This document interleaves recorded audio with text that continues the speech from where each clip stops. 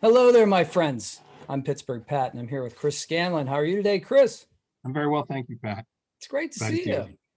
Good to see you as well. Yeah. So Chris and I are going to talk about Buddhism. We're going to talk about Carl Jung, and we're going to talk about Caddyshack today. So stay tuned for that.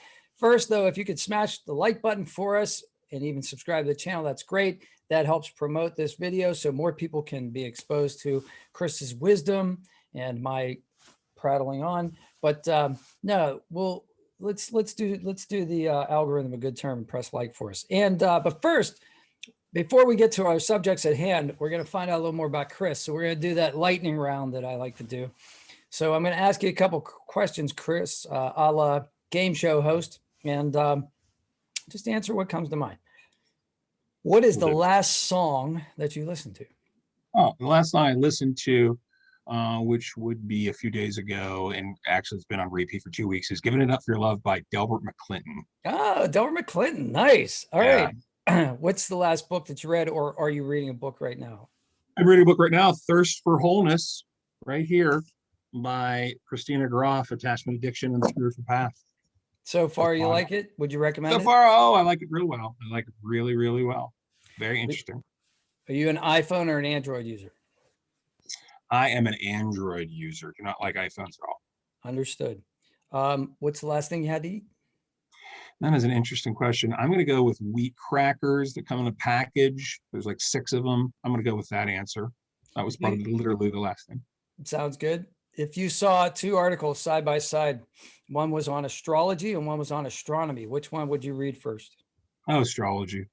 Astrology.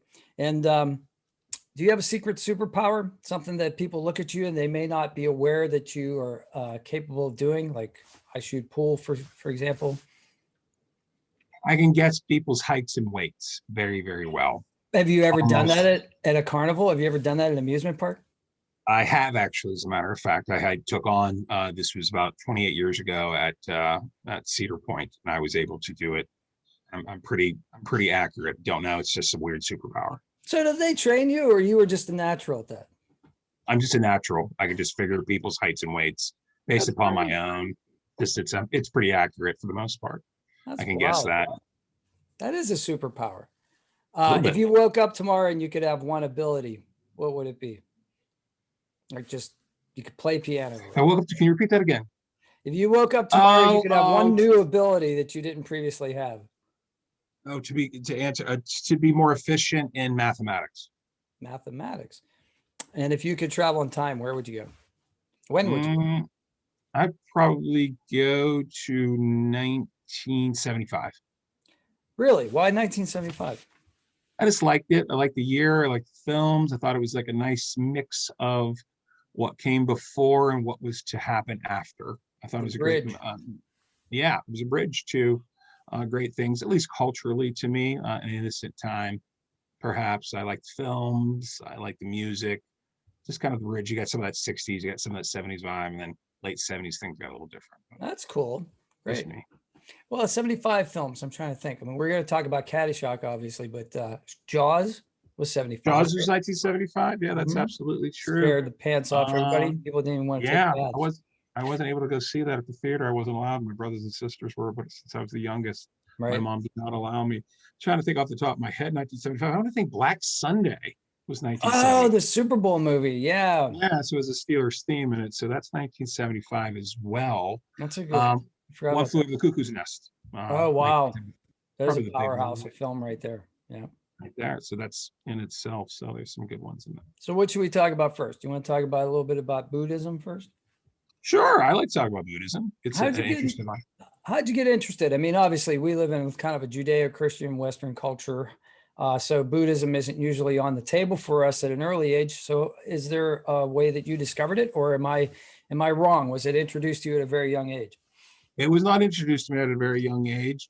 It is something that I just sought out on my own, out of my own interest, or my own personal beliefs to help me along my path. I guess it was probably from my love for all things comic book oriented, and seeing a lot of karate type movies. So there's some cinematic aspects to it that I enjoyed. that I had seen before. I believe you're a Star Wars fan, so there's a lot of that kind of going through there with Yoda and some of the way he speaks, that Zen Buddhism and different Buddhism. I can only say that I'm a novice of Buddhism, but it certainly gives me a peace of mind and a code to my road and path that I'm Gotcha. on. Yeah, I came through it through the martial arts as well. That seemed to be my introduction to it as well. Zen Buddhism specifically. Yes. But yeah, so the other day we were talking. Actually, you have a Facebook group. Yes, I do. What's that called? That is called Young, Recovery, and Philosophy, where I cover Dr. Carl Jung, the great Swiss psychologist, psychotherapist, and all things that are philosophy. I didn't want to go with strictly just Buddhism, so I have a lot of different philosophy. It could be Confucianism, it could be Judeo-Christian, but there is a lot of different forms of Buddhism, Zen Buddhism, the different forms in there that I put in there. I try to give the different aspects of that, and then add stuff that's some recovery oriented for people, since what I do for a living is work in recovery field. There's some interesting how that all kind of crosses over into each other in the world of recovery. So do you think that there are aspects of Buddhism and Jungianism, if, for lack of a better term, the writings of Carl Jung, they like mesh? Do you think there's some crossover there? Oh, very much so, between Jung and Buddhism, very much so. He was very much interested. He studied all great religions, and he spoke many languages. So there's lots of crossover into that. He believed in the middle path, and believed in that. And so a lot of that rebirth that's happening, that you see in Buddhism, he too was interested in that, since he believed in a lot of spiritualism. He was alchemy, a lot of different things that really a lot of people debunked him then, and thought he totally went off the mark and went away from his main influence would be Sigmund Freud, and they had a split, and that was over religion, and it was quite the turmoil. And unfortunately, at some point, Carl Jung got very sick emotionally, thought he was what he thought was schizophrenia, and his great book Liber Norvis, the red book he created, he almost was like a hermit, and he had this very thick book that only been released in 2009 that has a lot of artwork in it, and it's very symbolic, and it is very hard to get involved, but there is a lot of crossover between those worlds of Jung and Buddhism, and how he saw the healing factors of different things that are maybe not naturally empirical evidence. Yeah, so Jung talks a lot about symbols and that sort of thing, but so does Freud. So what's the difference? Like, what is it about how, like you talk about that schism? So like, how does one differentiate between like Freud interpreting dreams and images of that nature, and then what Jung takes it a step further, at least in my estimation? Sure, easy question. Freud was obsessed with sex, and he was an active cocaine addict, where Carl Jung was into all things spiritual and believed in a God, whatever that God is. And therein was the split, and said, I'm out of here. And he let Freud down. Some say, as I studied, some say it was a father figure, even kind of a love figure, if you will, a master-student figure. But the split had to occur. But there's so many other things.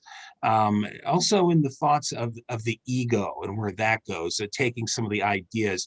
The collective unconscious is one thing that Freud was not believing in. He certainly believed in the ego, the superego, and the id. But Jung went a little bit further. So mixing that spiritualism, which is really hard to, So that brings us to that line in Caddyshack that kind of like brings us, together. It was, at least we were talking last week about this, where Bill Murray's character has the Carl. His name's Carl, right? Yes, it is. He's got the pitchfork, and the one caddy's up against the shed, and he's got the pitchfork to him, and he's telling him a story about the Dalai Lama, telling him that he would have on his deathbed total unconsciousness. So he's got that going for him, which is nice. But is that, I mean, he's that's kind of a play on the total, the collective consciousness, right? I'd say so, absolutely. And there's a book that I found out, Chris Nashawati, he wrote a book called Caddyshack, The Making of a Hollywood Cinderella Story. And he had covered all of the variables and nuances and backdrop story that is Caddyshack. So that's in there. Harold Ramis and Doug Kinney. Doug Kinney also wrote National Lampoon and was a National Lampoon writer who died tragically after all the two successes. National Lampoon's the one movie would be Animal House. Animal House. That's right, and he's in it. As a matter of fact, he's the guy that steals the when the band is there, when they disrupted the huge parade. That's Doug Kinney with the glasses, and I think he has one spoken line. So in turn, yeah, that's in there. So those are peppered in there, and nobody really notices those things. Apparently, Doug Kinney and Ramis were brought together, and this is really interesting. John Peters, the great movie producer and former boyfriend of Barbara Streisand, who a movie named Shampoo from 1975, which therein ties that with Warren Beatty, which is basically the hidden story about John Peters' rise from being this hairstylist shampoo guy into becoming, because he was just talking to the right people, kind of this, just right place, right time, becomes a movie producer, which he produced Batman, among many, many other movies, and A Star is Born. He was in the production for the producer for Caddyshack, and came to Kinney and Ramis, and Kinney had the idea of a movie dealing about New Age religion and Buddhism in particular as a comedy. He said no. Ramis's idea was about the burgeoning Nazi party in Skokie, Illinois, and Peters said no. So they had to start, exactly. So they started working with Brian Doyle Murray, Bill Murray's brother, and started talking about him, and then golf, and then the whole thing started to grow, and it started to get funny. Actually, it was 4 hours in length. Oh my gosh! Was the original cut that Peters saw.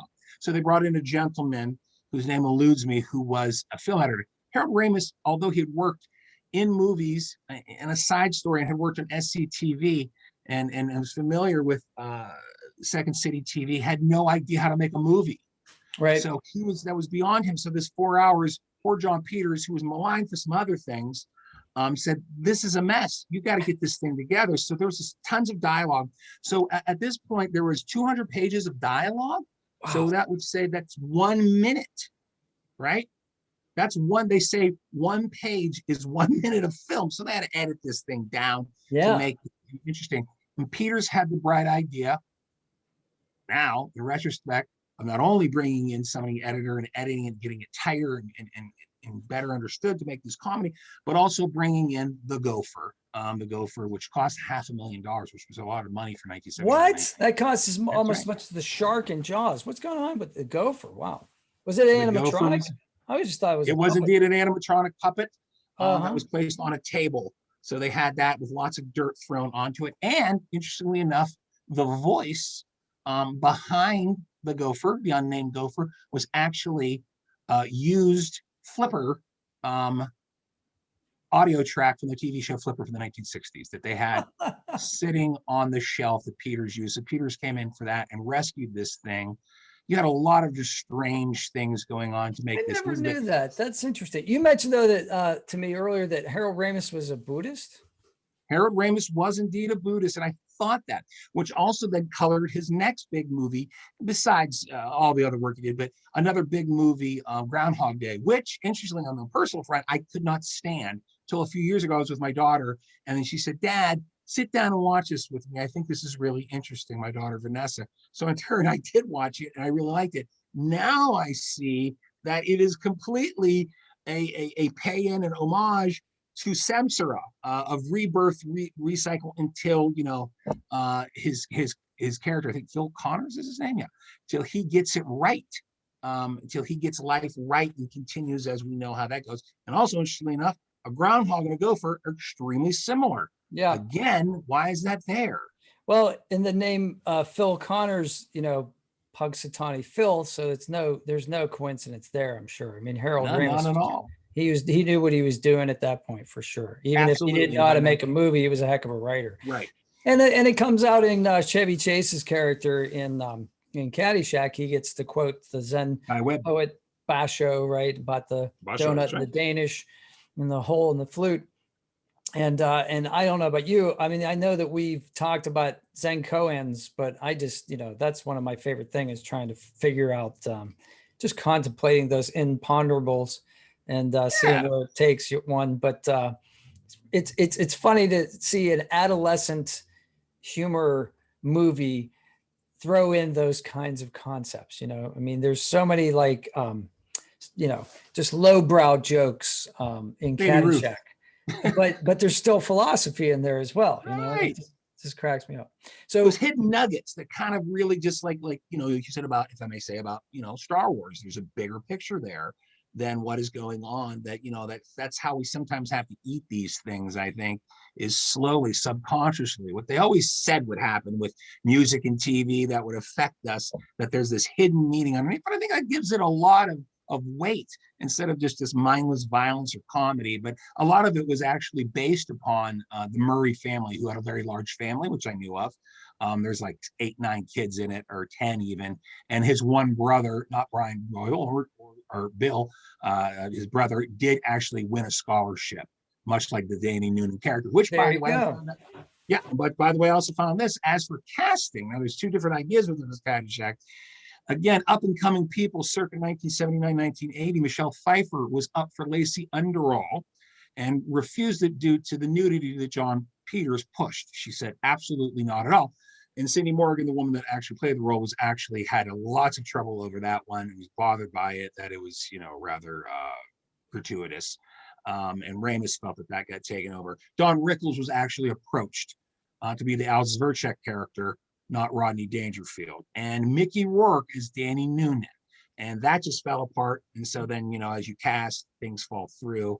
But apparently there's this story that I cannot prove, but I heard many, many moons ago, between Ted Knight and Rodney Dangerfield over a fight that happened in Florida in the mid-60s, when Ted Knight was trying to do a comedy act, getting away from being a voiceover artist and up-and-coming actor, and wanted to do stand-up, which, if you're not good at it, we know that doesn't work. Apparently Miami, because of Jackie Gleason, was becoming another area of a huge area, much like Vegas and Los Angeles or Hollywood or New York, was becoming this, other mecca of entertainment, right? And apparently he was bombing on stage. He was dying, as they say. And Dangerfield came in, probably, as I understood, a little bit tuned up, and was with his crew and heckled him to the point of that it set Ted Knight off. And actually what became the movie Caddyshack actually was happening here in this mid-60s nightclub, and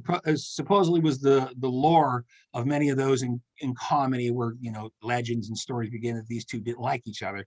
Well, they didn't really care each other. But if we think about it too, there's 2 older sets. We have this Rodney Dangerfield and Ted Knight characters, Smale, right now, Zverchek, who didn't like each other. And then underneath you have Billy Murray, Carl Spackler, and then you have Ty Webb, Chevy Chase, who also didn't like each other. So you have these different ideas going on. They're both based upon real life. Apparently, all 4 were okay by the end of things, because it was a success, but particularly Murray and Chase, since they had to tie together a scene very quickly, which Sean Peters again said, you don't have a scene with 2 of your biggest stars.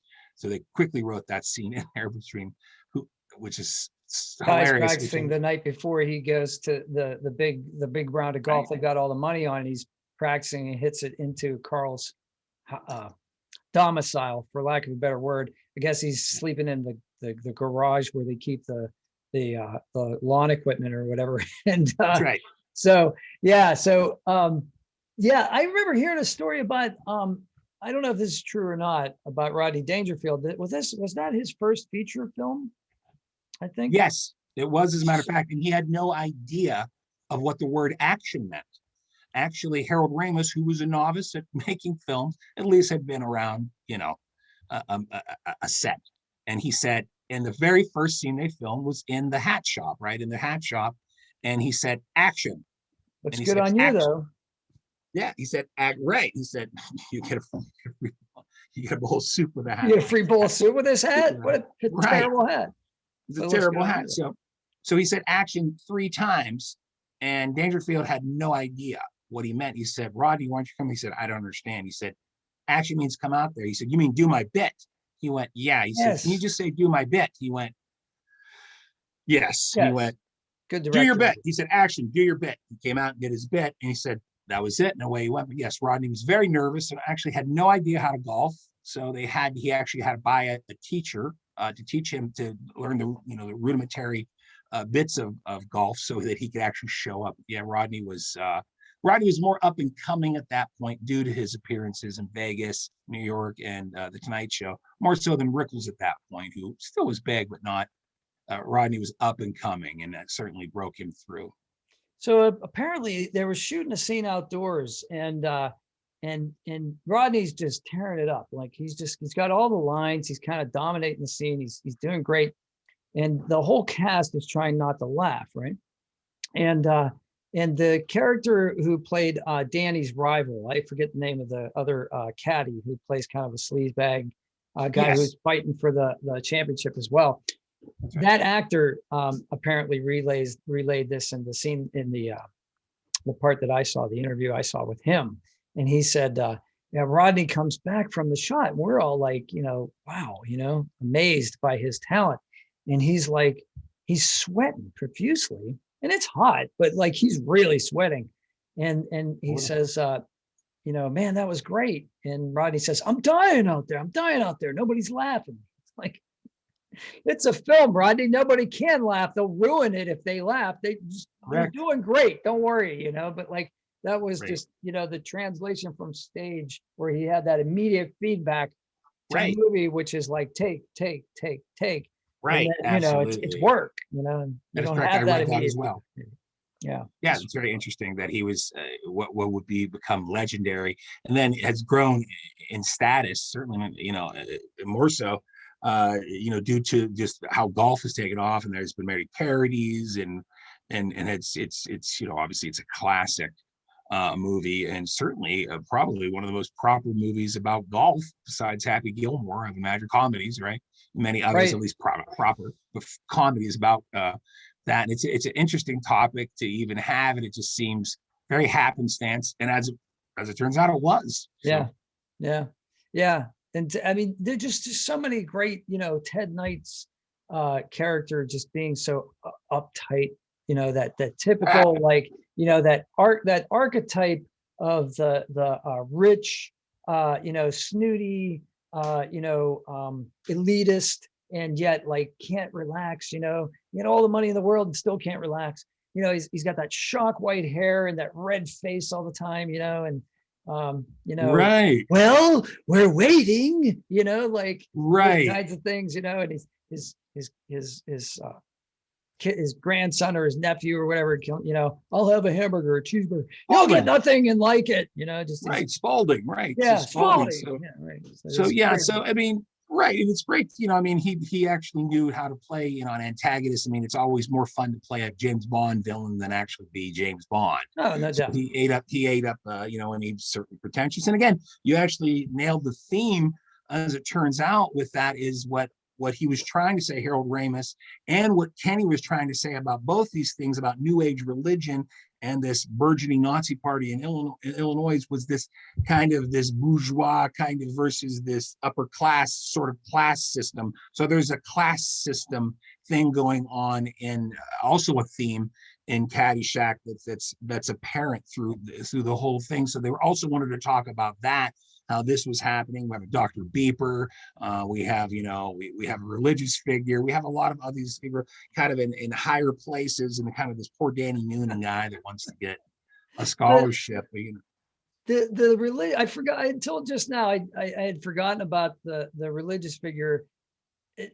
When he's playing, he's got to play through the round, even though there's a lightning storm, there's wind, it's just terrible. And at one point he says, the good Lord wouldn't interrupt the best round of golf of my life. And the rain just comes down even harder.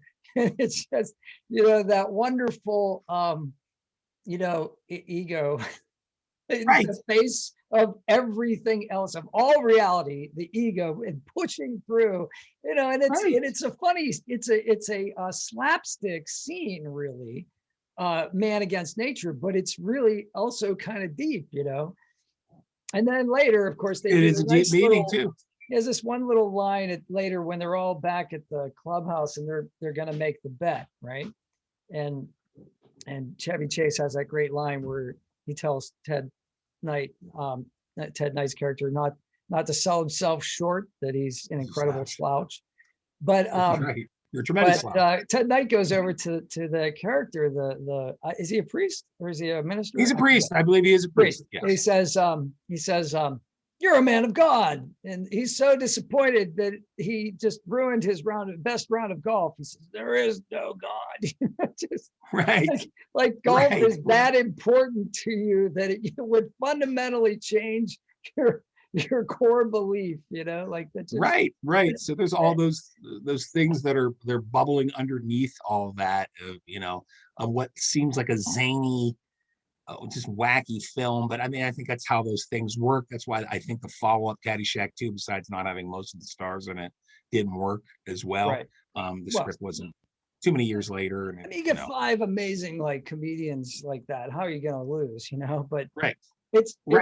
But it does tie into Jung. Jung talks about that stuff like kind of bubbling underneath that we can't we're not even really dissecting. And when he talks about the collective consciousness, is he talking about a mystical like consciousness that each one of us can tap into, or is he talking about DNA? Yes. Is he talking about learned experience? No, he's talking about all those things. Thing.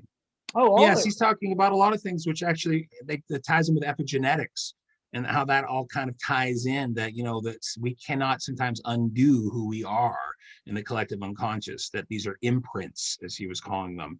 So we cannot undo that a lot of the time. So these are things, archetypes, as you said even earlier, but not in alluding to Jung, but that we cannot escape some of these things. That they're in our DNA, and that it's our choice to then learn how to undo that, which we can tie in with Buddhism about this samsara and recycling these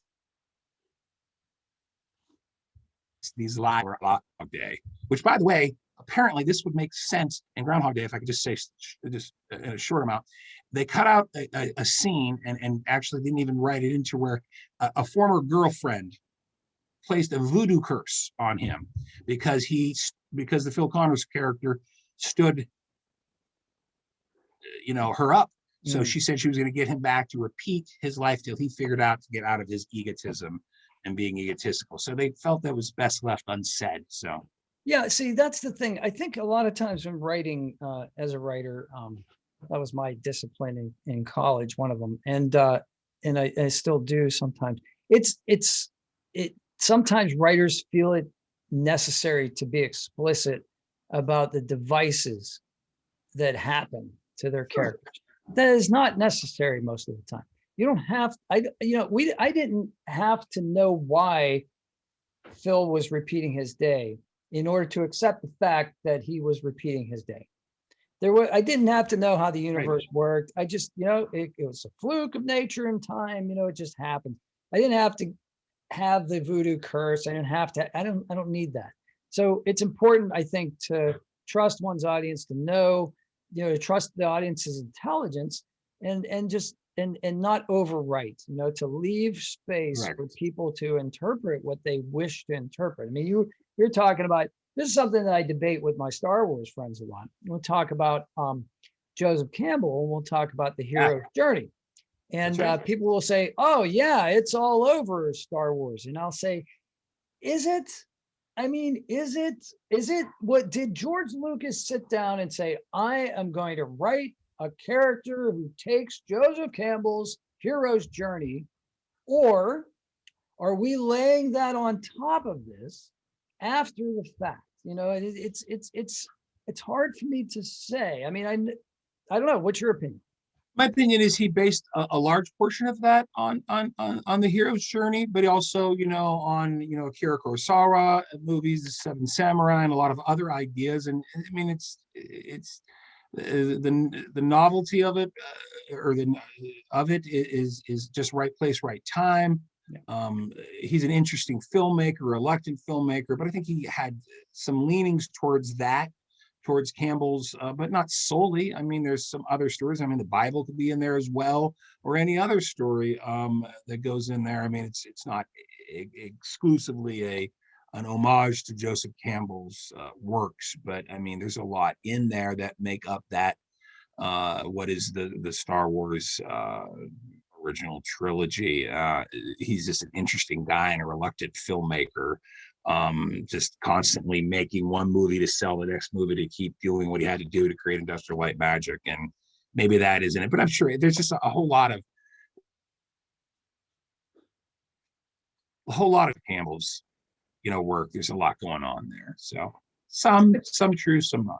I think it's interesting. I think that it's possible to make the argument for the second, for Empire Strikes Back, and then certainly the Return of the Jedi, the throne room scene where there's that three-way power triangle, that struggle going on between the Emperor, Darth Vader, and Luke Skywalker. There is no doubt in my mind that by the third movie, there is a deep episode 6 for those of you who aren't doing it chronologically. Episode 6, that's right. Yeah. So there's definitely there's a psychological story going on there. But that's sure, absolutely. But that's not. But I don't think that's there in Star Wars. I think the original Star Wars, A New Hope, is. It's a standalone movie, isn't it? It could be a standalone movie. Are you saying? I agree. I think it's a standalone movie, but I also think it's light. I think it's like Mark Hamill said. At one point during shooting, about halfway through the shoot, he realized it's the Wizard of Oz. We're saving the fairy princess. We've got the lion, the cowardly lion with us. We've got the Tin Man. We got C-3PO, the Tin Man. Like we're he said it's a fable. And there were times actually, I guess, where George Lucas has always been accused of writing dialogue that actors can't deliver. And the actors would say they would say things, they would ask him for direction. He's also been accused of wanting to make movies without actors as well. But that's by actors, But the actors would ask for more direction, and he would say things like, "Don't worry, it's for kids, Don't worry too much. It's for kids, And the first one was, I think it was for kids. It just happened to hit the kid in all of us, Right. I mean, right place, right time. It was perfect. It doesn't have to be. I was a kid as well. I didn't enjoy it. I mean, I was not, that was not on. I was 8, so that wasn't really on my on my radar screen. But it certainly was. Empire Strikes Back was. I was into it completely. But I mean, I enjoyed it, but I didn't go see it, and I actually didn't see it till the early 80s. You might find this interesting, going back to Caddyshack. Harold Ramis and Doug Kenny wanted Pink Floyd to do the music. How about that? Would be amazing. That would have been different. And they turned it flatly down. They got an early draft and said absolutely not at all. We're too serious. We're serious artists here. We can't possibly do that. That's a shame. Right. So John Peters, that is a shame. John Peters, who was tied in with production, again came to the rescue. Kenny Loggins actually went for the role that went to Chris Christopherson in The Star Is Born. He went up for it, as did. It was offered to Elvis. Elvis turned it down. So they went to choice number 2, which was Kenny Loggins. Kenny Loggins did some testing for it, but did not get it because his acting skills weren't really that good. But Christopherson could mumble his way through and actually was meant to be. But Peters never forgot him, and Peters thought he was a great writer and could come up with things quickly on the fly. He saw an early part of the film and came up immediately, said it was hilarious, and wrote I'm All Right right off the bat, which I also sent you in an email. That middle part of the song, that comes out, you hear a different voice. That's Eddie Money, who for free and uncredited sings that part. And then really towards the end of his life, which was a few years ago, said, I never got any credit. I didn't get any money. That's me in there. And I never knew that, because I said, well, sure, it doesn't sound like Kenny Loggins. That's a whole different story. But yeah, Loggins got it and said, this is funny and I can do this. And he was, I think, relatively popular at that point. But again, that was one of Peter's guys that he had, at hand. But the Floyd said no. I can't even imagine. I love Floyd, and I didn't know that. That's really interesting, and it's a shame. I didn't either. in 1980, you got Queen doing Flash Gordon, one of the campiest Well, that's movies of true. all time, and one of the best rock Sure. and roll soundtracks to a movie, I think, arguably of all time.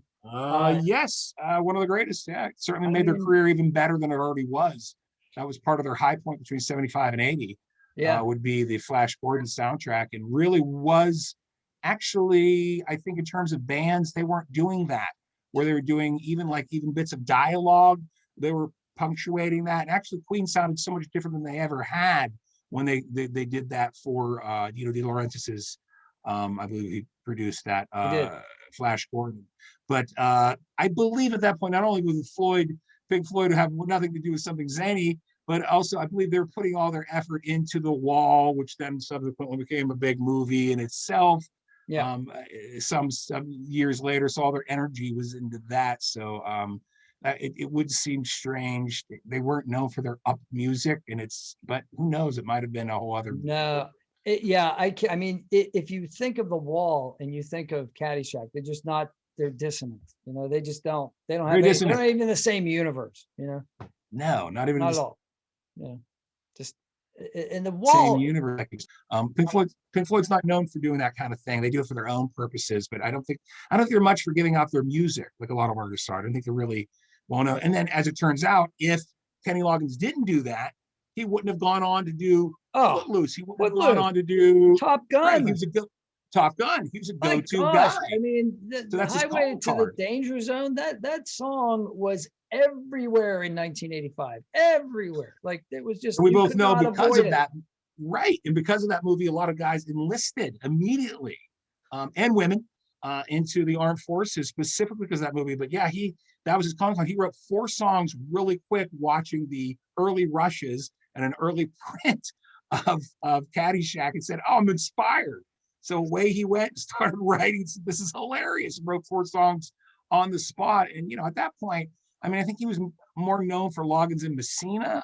He had some success at that point, but was still coming out of the Loggins and Messina era. And Messina, is that Pac-Man Fever? Was that one of their songs? I can't. No, not a Loggins and Messina. Is Your Mama Don't Dance. Okay.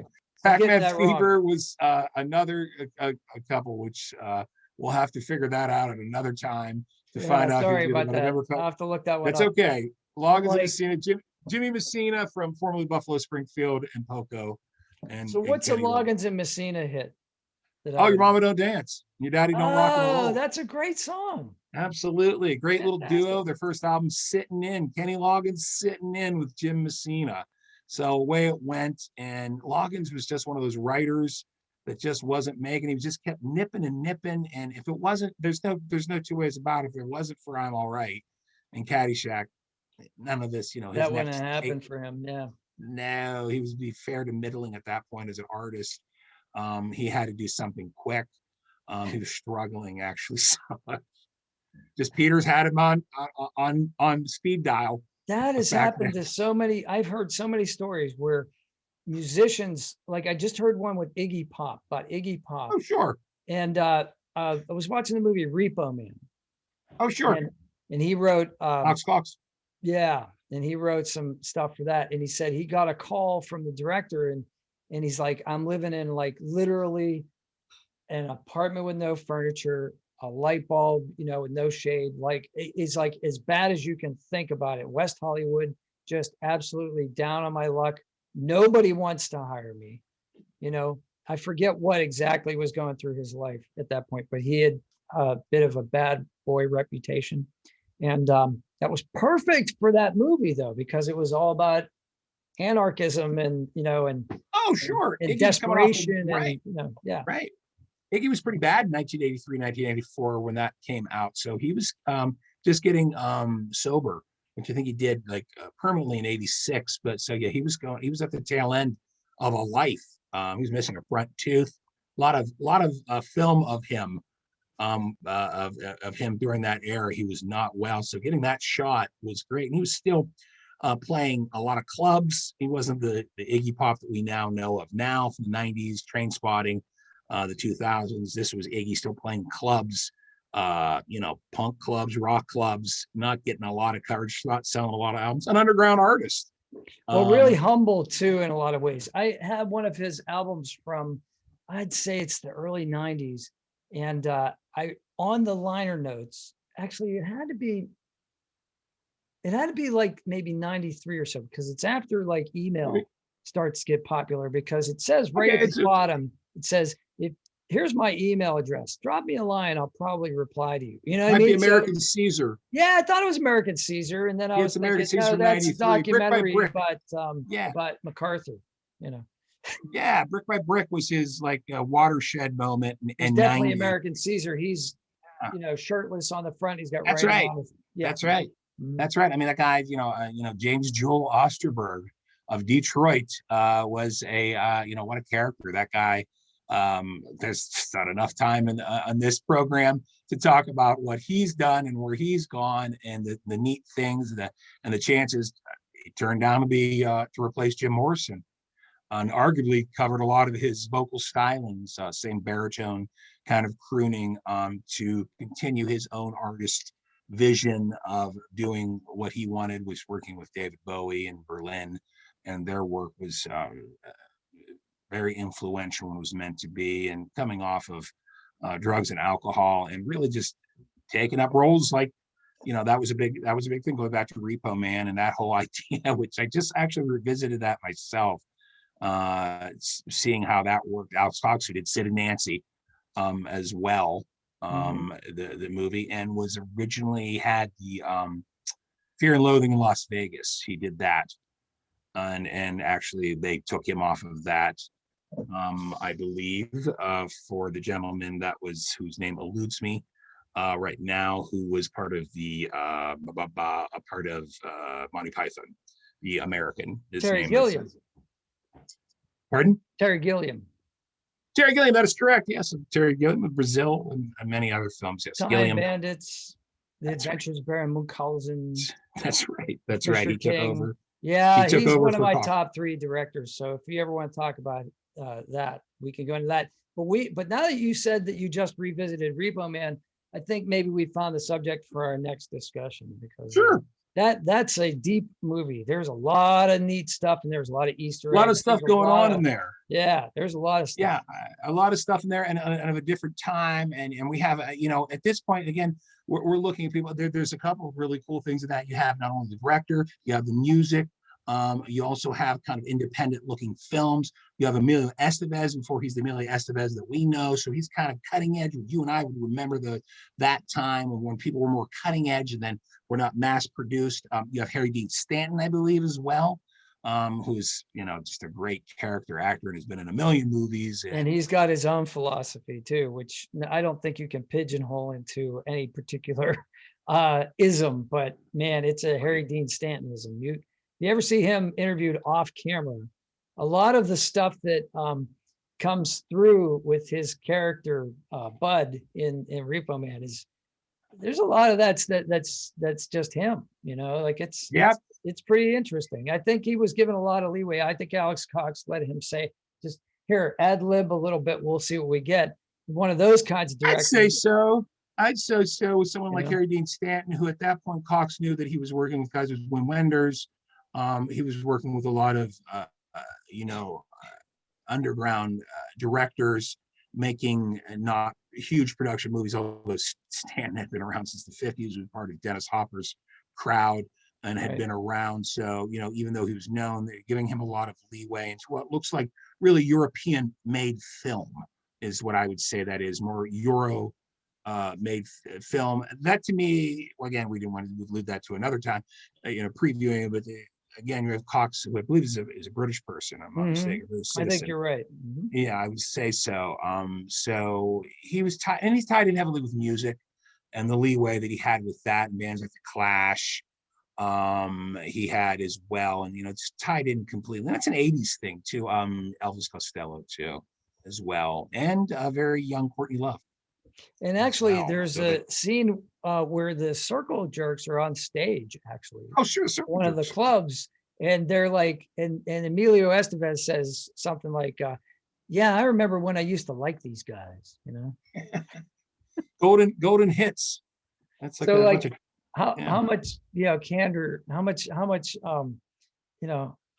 being able to make fun of yourself. I mean, that was part of the punk era, though. That was part of the punk thing, was you made fun of everything, including yourself. No, but you didn't take anything seriously, LA punk's a whole different thing. So you have that Hollywood LA punk, California punk, which is a whole different thing than the British or New York punk. So that was of a very certain time. It looks like 1980 to 1984 is definitely that kind of, and that's catching. I guess Cox is, a Repo Man caught the Zeitgeist, right? That caught that moment in time of that era of looking a certain way and dressing a certain way. And again, Estevez was, underground, and they were, and his brother and the father, they were taken seriously. And then it seems like the 80s rolled on, and Brat Pack, and Lord knows what Charlie Sheen has done. That, this is a guy that was in Platoon and Wall Street. So, I mean, Estevez has a great thing. And Martin Sheen was in Apocalypse Now, which is a whole, you could do, now I would not give you suggestions, but that is that would be a big thing, the Apocalypse Now, and Joseph we could Conrad, do Apocalypse Now, but I'd have to reread Heart of Darkness for the 50th time. But it's the Conrad, the whole thing is just it's and what's amazing about that is if you've ever seen the documentary of the making of that film, at one point, Coppola kind of throws his arms up in the air, just like you said with Caddyshack, and says, I got all this footage, but I have no movie. Like, I don't know what I got here. He came back from the Philippines. He's like, 3.5 years. Well, you cut it together and it's genius, just genius, in my opinion. Right. It's absolute genius. Yeah. It ends, again, talking about Bridge, it ends in the 70s. You have Dennis Hopper completely out of his mind, but a complete genius, completely out of his mind. Brando comes in like 40 pounds overweight. He's supposed to be this guy who went back to be an Army Ranger in his 30s, and meanwhile he's like rotund. So in order to disguise that, they have to do that crazy lighting scene where he's half lit and half dark, and then that becomes symbolism. And he's sweating, and he's right. He's in black. He's in all black, right? Yeah, right. I mean, like, all that happens. It's amazing. That doesn't happen if he comes in not overweight, right? We get a regular scene of him. No, if he's right. He's not this kind of warlord. And then you have people, you have what's his name leaving the set after being there for too long, whose name eludes me, who was actually the role that Martin Sheen had. It was in a lot of stuff. I know Sheen said he was almost having a nervous breakdown when he was shooting that. He had a heart attack. When he was in the hotel room, he's like, he said to the director, he said to Coppola, he's like, let me hurt myself. And he's like, what? Let me, he's like, Harvey Keitel. Harvey Keitel, yes. Yeah, Harvey Keitel. Yeah, actually, what's funny? It was all of. If you want to do a 7 degrees of separation kind of thing, if you're ever playing that game, Harrison Ford has a very small part at the beginning of that movie. He's giving the briefing. That is correct. Yeah, Martin Sheen. Which I will proffer to you that this has been brought up before on probably many of things, that I would actually say not only Apocalypse Now or Repo Man, I would go out of my way to say that Harrison Ford was this real life, I'm sure you've heard this real life legend and friend of those guys at Zoetrope Films, which were in the late 60s, early 70s. You have Coppola, you have Spielberg and Lucas are all buddies, and who their carpenter / pot dealer, I don't know where to put it, was Harrison Ford, who they said was the coolest guy, and all three made movies based upon his behaviors and just how cool he was to him, and sized and had this bromance for an up and coming Harrison Ford guy that it's amazing. It's that in itself, many of people have written how that just turned into a whole other thing, how they're just, this guy is just, there's so many things we can do with this person. He's just his behaviors, I think he's just kind of a laid back California guy, but they knew what to do with him in Harrison, the right place, right time. But that is Harvey Keitel, who walked away. A 17-year-old Lawrence Fishburne, who was there for all 3 years, who said the only thing, Yes, the only thing that he said, Marlon Brando said in all that time, was there was a magician on the night before wrapping up. And I carried this story with me a lot. There was a magician that was there to entertain the cast and crew. And he said Brando didn't say a word to anybody, to nobody, would walk nothing, nada. And he said he got to sit beside him during the magician. He said after 3 years, the only thing on and off with Brando coming and going, he said the only thing that Brando said is he whispered in my ear, he said, you know, that's all BS. He said after 3 years, he said the only person he would talk to in private would be Francis Ford Coppola. He said 3 years. And I saw that on Letterman. He said, you know, this is all BS. And he finally spoke. But yeah, that's a 17-year-old Frederick Forrest, one of the Bottoms brothers. I forget who. Sam Bottoms, I believe. But yeah, that's Billy Graham's in that. That's a whole other conversation. That's the end of the 70s, going into the 80s. Apocalypse Now. Sure. Wagner's Bride of Valkyries. But there you have it. Never get off the boat, man. Never get off the boat. Never get off the boat. Nope.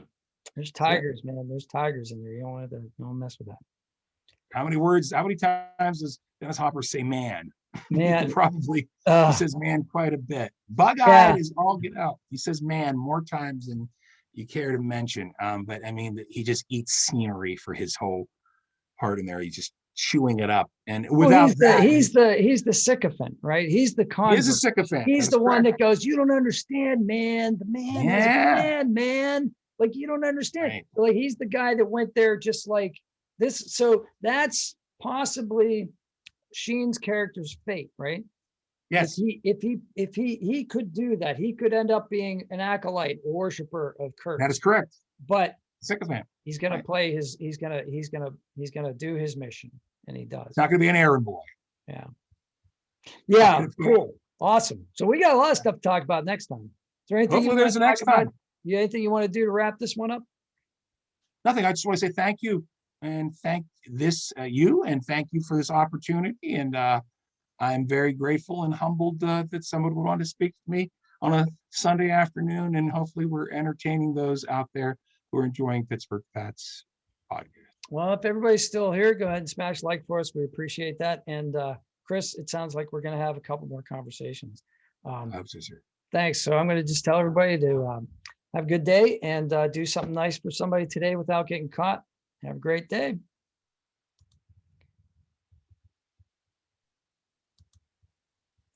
Stop. Hello, I'm Pittsburgh Pat, and we're here with Chris Scanlon. How are you today, Chris?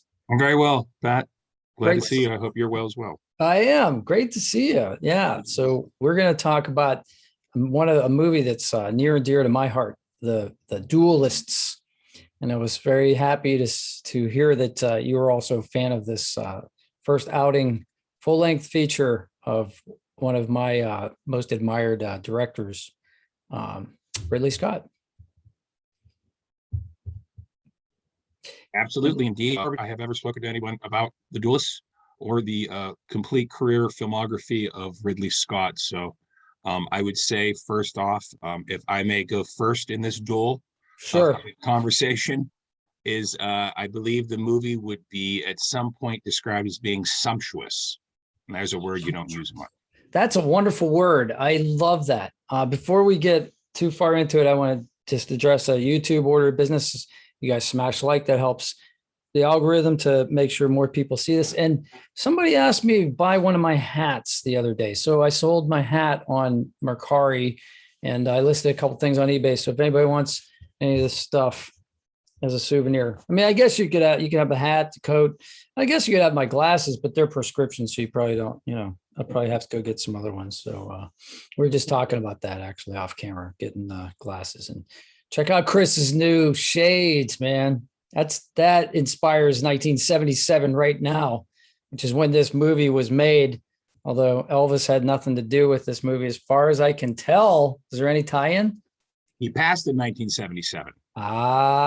Coincidence? Okay. Perhaps not. Perhaps not. Do you know when? Like when in the year he did? August 25th, 1977. Well, at least he got to see Star Wars then, so that's good. He probably did, indeed. Yeah. He was. He probably was a fan. He had a young daughter. I don't know the release date of The Duelists. I just know it's 1977. I don't know if he would have been able to. I don't know if he was a big fan of Napoleonic warfare, but I do know the release date. I have some script. Yes, August 31st, 1977. So you probably missed it then, unless probably there was did an miss it. advanced showing for private screenings. I don't know. Well, that's interesting. You should say that, since he was known for doing that, was he not? He would shut theaters down in the Memphis areas. So that actually just had that conversation going in that direction. That's a That perhaps he did. possibility. It's a possibility. I don't Mhm. know what was on his likes or dislikes. He was an interesting man. It was. Although I think his last few months, and I certainly mean this nearly and dearly, that he probably wasn't doing that well. So maybe watching movies were not. I know he had a lot of hospitalizations at that point. Yeah. The last few months were not too good, so he probably wasn't renting out the theaters. No, probably not. Probably just Probably trying not. to address getting well. That's So what I had heard. yeah, there's actually a scene where Dubert, the main character of this story, I guess it's, I don't know. So that's a good question. Is Dubert the main character, or is it shared? I guess Dubert is the main character. We follow him more than we follow Ferreau. So Dubert is at one point says, "I wasn't well." Yeah. When his love interest says, "Well, why didn't you just get up and shake hands with him?" Yeah. So, but let's just start at the beginning. So we got two characters basically. We got Ferreau, Gabrielle Ferreau, who's played by the wonderful Harvey Keitel. That is right. Excellently played, as far as I'm concerned. He's just a sociopathic, just a jerk, just plays not a nice guy, No, he's not. He's a miserable person. I believe off our recording, I had said that I thought that both of them were not. It wasn't the greatest casting in the world.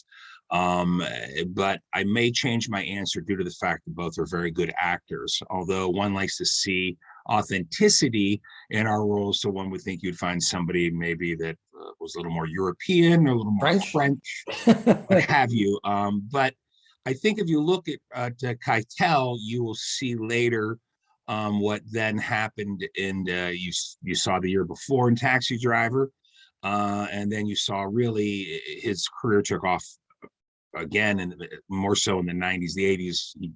For some reason, he wasn't doing as many roles, and kind of got lost in the shuffle. But in the 90s, a lot of these things, I think you see a different side of Mr. White in Reservoir Dogs. It's just a different side of the role that Harvey Keitel could play. Bad Lieutenant. Bad Lieutenant. There you go. That's probably more so. Very well said. Yeah. So that's right. It's actually directly to that. I didn't even think of that one. Carradine, I think, can do no wrong. I think he can get away with it. But as it looks here, it looks like Newsweek at the time had said that they were poorly casted. The movie was filmed wonderfully and the story was laid out wonderfully, but the casting was poor. So Newsweek at the time took it to task. Yeah, that's interesting, because I do. I mean, Keith Carradine, like I said, like you said, not a great actor. Didn't wow me in this role. I mean, he gets it done, but didn't like steal the show. And maybe that's one of the reasons that for me, the plot and the atmosphere come out so well. He's an okay character. He's likable. I guess the character is, the way it's written, is redeemable. He's not the one that's pushing for the duels, but he's adhering to his sense of Napoleonic era honor as a soldier, and he's almost bound. He's almost tied. And in fact, at the end of the movie, he talks about that notion of being at Varro's beck and call for all these years, 15 years or so, and says, "I will no longer be tied to your sense of honor, and you'll be tied to mine." But understated actor. For that, and one would have to be, short of finding somebody even more understated. I don't know, like perhaps he'd be too old, but a Jimmy Stewart or somebody that's quieter and be able to be this more gentle force of good versus Keitel's Ferreau character, who's not. Or maybe they're not supposed to be. Maybe just the fact that they participate in this exercise is enough that. at one point, I can't remember the character's name, but one of his Dubert's comrades, he ends up being his second in a couple of these instances. And he says, you're a man of reputation. You have to live up to this reputation now. Right. And Dubert's reluctant to do it even. So that's kind of maybe that complication of the character makes it difficult to play. Not sure, but what you said about sumptuous, I would say atmospheric. I really feel like, especially for an initial outing, amazing. But what Scott did with scene and immersion, obviously this is being filmed in the mid 70s, but I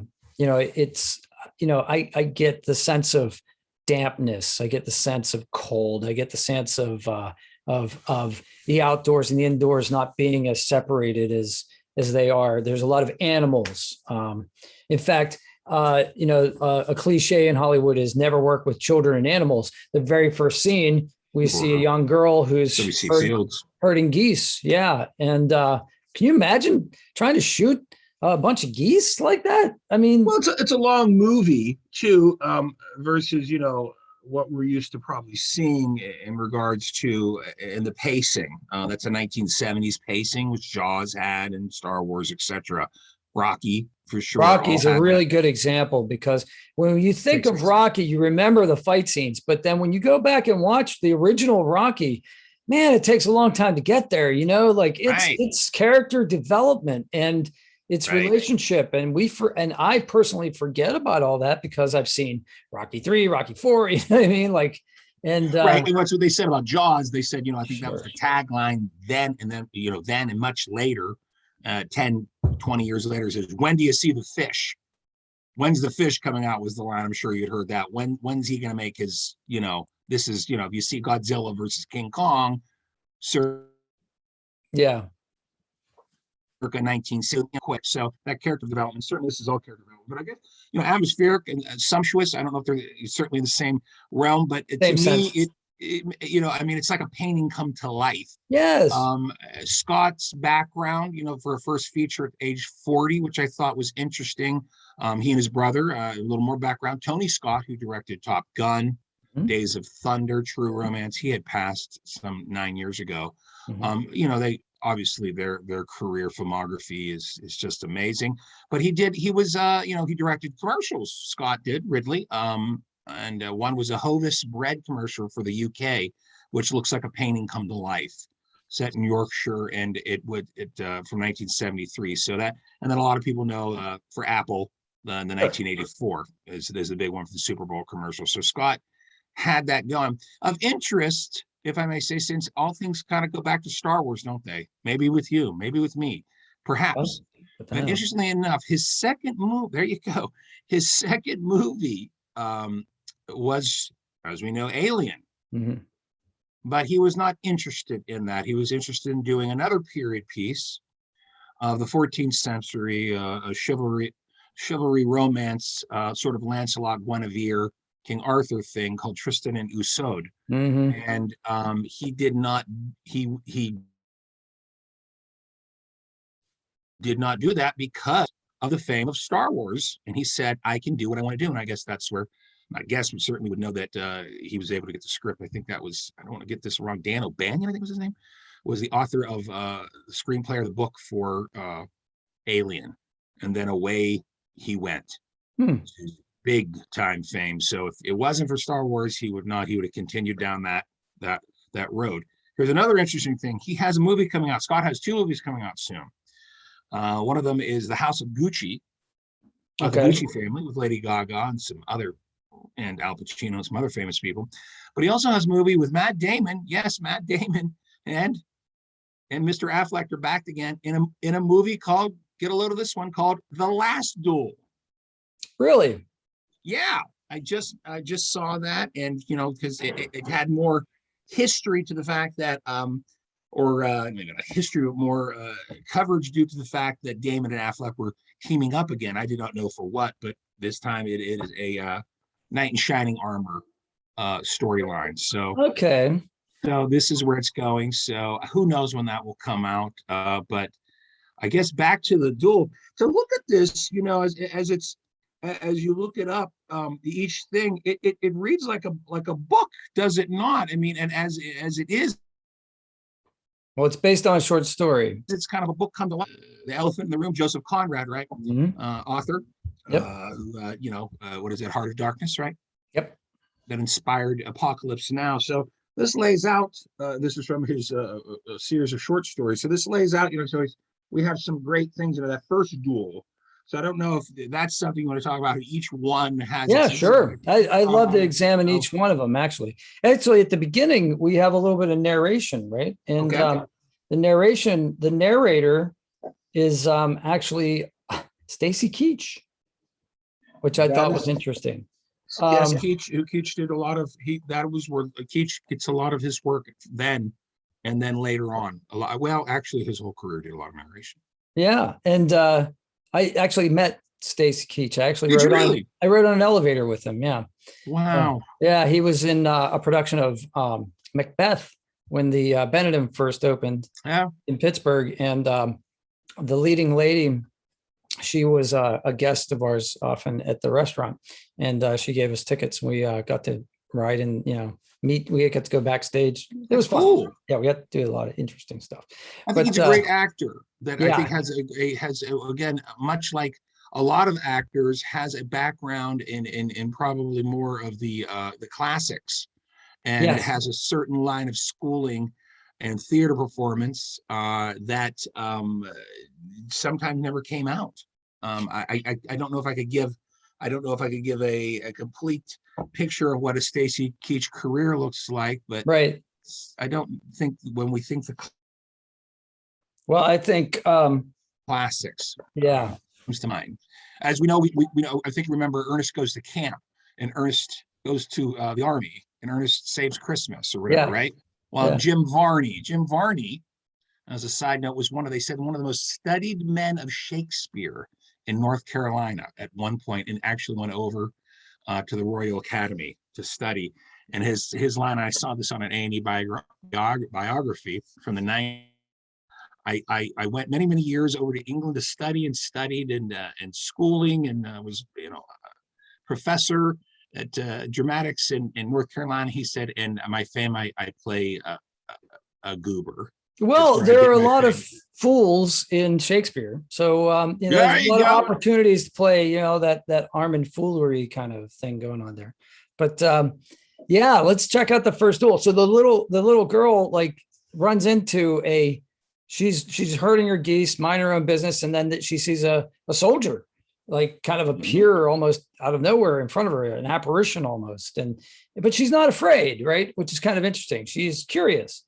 She sees the soldier, and she lock eyes, and she's us, she's like, what's going on here? And she kind of looks past him once she realizes that he's not a threat to her, and she sees what we see. So we're seeing through her eyes, basically, and we're seeing this event that for a modern human being, a modern person in the 1970s, we've never come across two people crossing swords in real life. Hopefully. I mean, I did study some fencing, but this was in earnest, these are sharp blades. This is business. And it's ceremonial. There's a group over here. There's a group over here. Guys are touching swords. There's a ceremony to it, but you can sort of tell that one person is better from the very start than the other. One person's almost enjoying it, and the other one is fighting for his life. Yes, and that's what it would appear to me as it's through.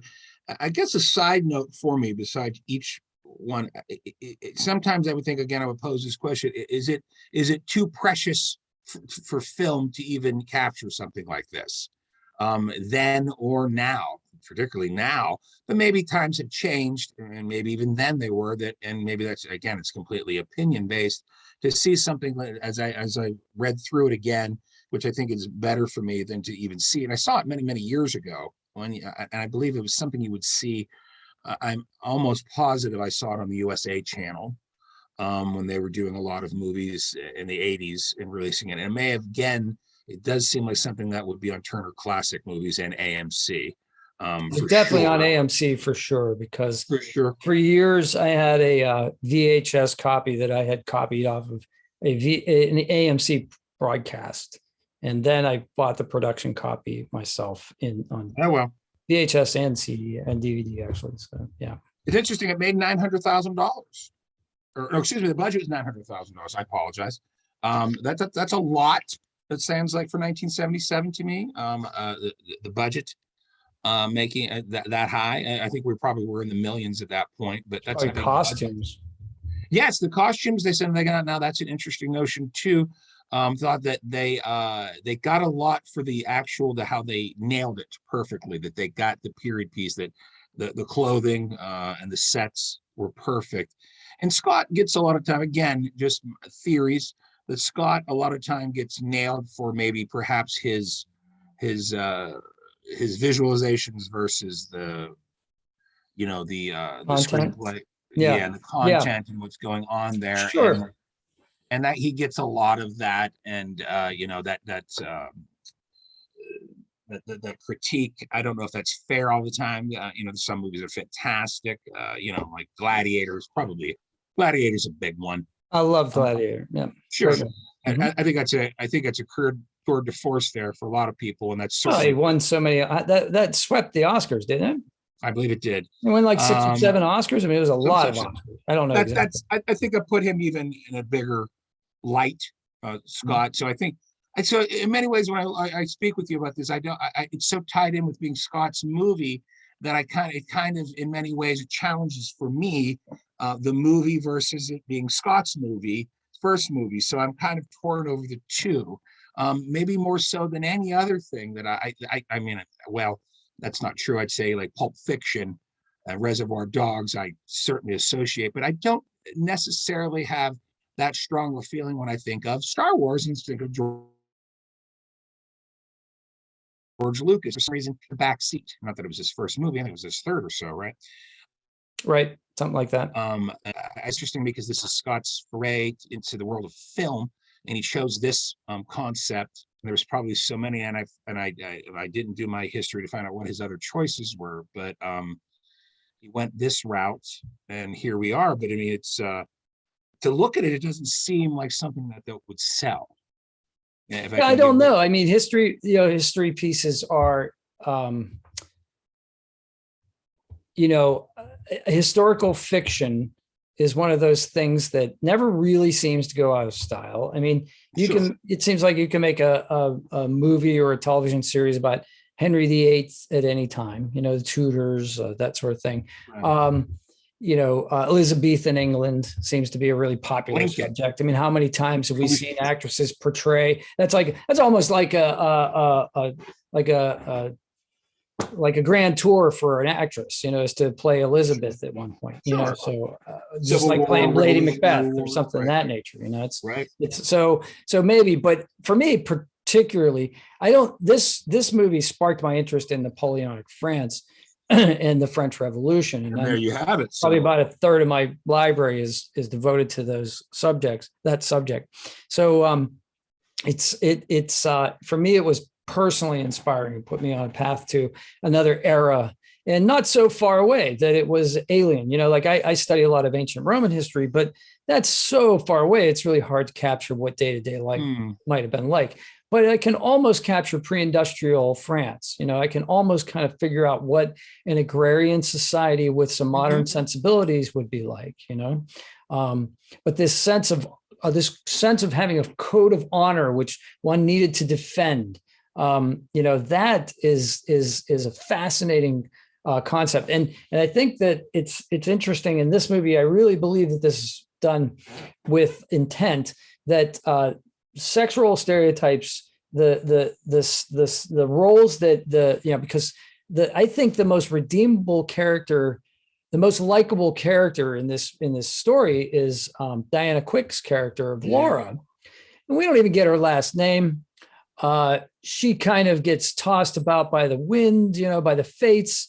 she's a lover of Dubert, but it's suggested that she's a lady of the army.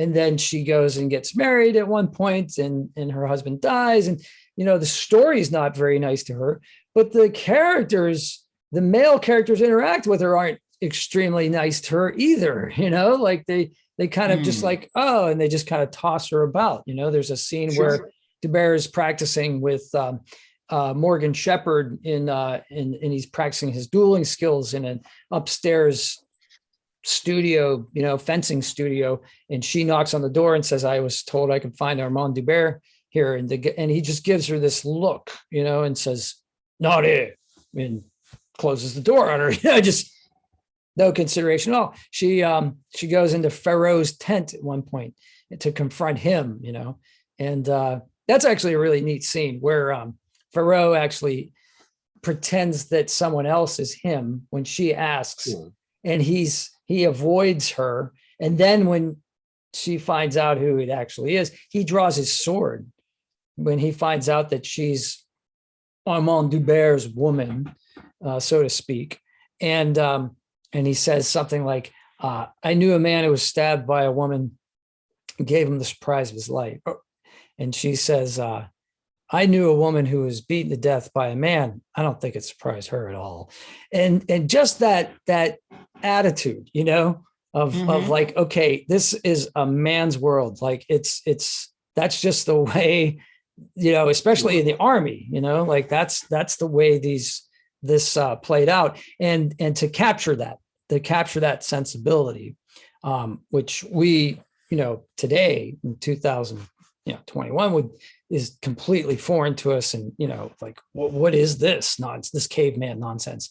But to be sure, at the time, I would imagine that was prevailing, idea. So, but her character, actually, she has a lot of movement of character, and I don't know, I personally end up sympathizing with her. She's trying to find direction. She goes to a fortune teller, to find out, what to do. She presents like a card from the tarot deck, the moon, and it has an illustration of two dogs and a road. And she's like, oh, I have to take the path between the two dogs, meaning to her, Pharaoh and Dubert, and the fortune teller says, well, this is a path you have to walk alone, and like most good fortune tellers, doesn't really tell her anything. And she says something like, oh, you have to answer your own questions now, you're alone. And like, what a cop out, like a bit. It's interesting. A lot of the, also of note is some of the other actors that are in this. I guess Finney is in this, right? Oh yeah, Albert Finney's in it, but not until the end. And he plays Fouché, who historically was the minister of the police under Napoleon, and then survives the restoration of the Bourbons and becomes an officer in their court. I can't remember his exact title, but he does play a fun character. Finney is one of those character actors, though, that's, to me, really interesting, because I won't even know that he's in the movie until after I read the credits sometimes. He's so good at being in that movie, and being a character actor sometimes, unless he's the star, of course, Tom Jones and things of that. Exactly, or of that nature. My favorite version of A Christmas Carol, which I think was just called Scrooge. Yeah, I had seen that. I had a friend. Musical, which I'm not usually a musical guy, but Finney's amazing in that, and Guinness is in that actually. So there's your Star Wars. Yes, he is. And he's in Murder of the Orient Express as Hercule Poirot. Oh my gosh! I mean, he plays the most quirky Poirot. Yeah, he almost not traditionally Finney. Not at all, and not even like role. Is he transforms Poirot into that eccentric detective, which, if when you read Agatha Christie, Poirot is dapper and very fastidious about his toilette, his appearance and how he, but he's not as eccentric, at least in my reading of it, as Finney made him, but Finney makes him a memorable character. There's no doubt. Absolutely. And, you know, his career, sometimes when you see Finney in other things where he's just being himself, Shoot at the Moon, I think, was a movie from the early 80s. I didn't see that. Yeah, that was with Diane Keaton, and it is essentially, he's an author going through a couple of marriages, and it's basically a love triangle, I believe. And, you know, probably not one of his better roles. Looker, I don't know if you remember that movie. That was a movie where it had to do where he was the lead, the protagonist. Susan Day is also, and I think she's the second lead in it. And it's essentially models that are getting murdered, and somehow I don't know what his role is. I don't think he's an officer, but realizes, you know, they're being murdered in these kind of hologram devices that also has to do with plastic surgery. It's not it's an early 80s thing. Then he did a movie called Wolfen, which was kind of also not a really Albert Finney kind of thing. Finney's only in this for one scene, but he makes the scene because cameo, I guess, right? He says, like, you know, you've come here to intrigue with me, haven't you, Dubert? And this is at the end, near the end, where Dubert and we haven't even gotten into any of the duels, but after this long series, this long relationship, Dubert's in a position to help Farrow. Farrow's on the watch list. He's actually going to be probably executed by the Bourbons, the restoration of the Bourbon government, and Dubert saves his life. He finds out through Edward Fox's character, who's another great actor, that this is going to happen, and he speaks anonymously on his behalf. He doesn't want his rival to know that he was helping him out, saving his life, but he does it as a point of honor, and that's interesting. Well, why does the character do that? Is that part of the code of honor? Is that something that is this? It's a strange choice for the character to make. It's necessary for the plot, but it's really interesting that he makes that. But Fouché, being the survivor that he is, the political survivor that he is, he won't even cross the name Farrow off of his list. He makes Dubert do the physical act, presumably for plausible deniability later. So if somebody says, "Wait a minute," he can say, I had him on the list. I don't know how his name got scratched off. I didn't do it. Sure. That kind of that kind of trickery, that kind of, unctuousness, There you go. Yeah, that's it's amazing. And one scene, he gets third billing, which is interesting, over quick. Yeah, that is kind of, he must have got paid a lot. That must have been a big part of the budget.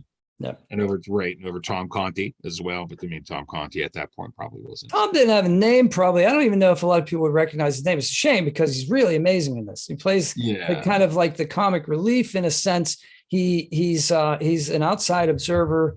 He plays a doctor.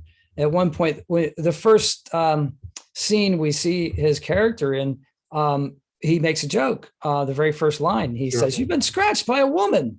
And Dubert has fought a duel with Farrow, the very first duel, in which Dubert's lady, we don't know if he's married or not at this point to her, but she intercedes after Dubert cuts across his arm, his forearm, and that ends the duel because she jumps on Dubert to prevent him from, like, that is correct, a coup de grace or something, even though at that point, we don't think Dubert is going to do that. He's not going to kill him, but he's been ordered to take him back to his barracks and have him confine himself to quarters from the general. But yeah, so it's an interesting scene with Tom Conti's character. He says, "You've been scratched by a woman," which I thought at first was a total joke, but it turns out, maybe he was. Maybe she did scratch him, but he's got scratches across both cheeks.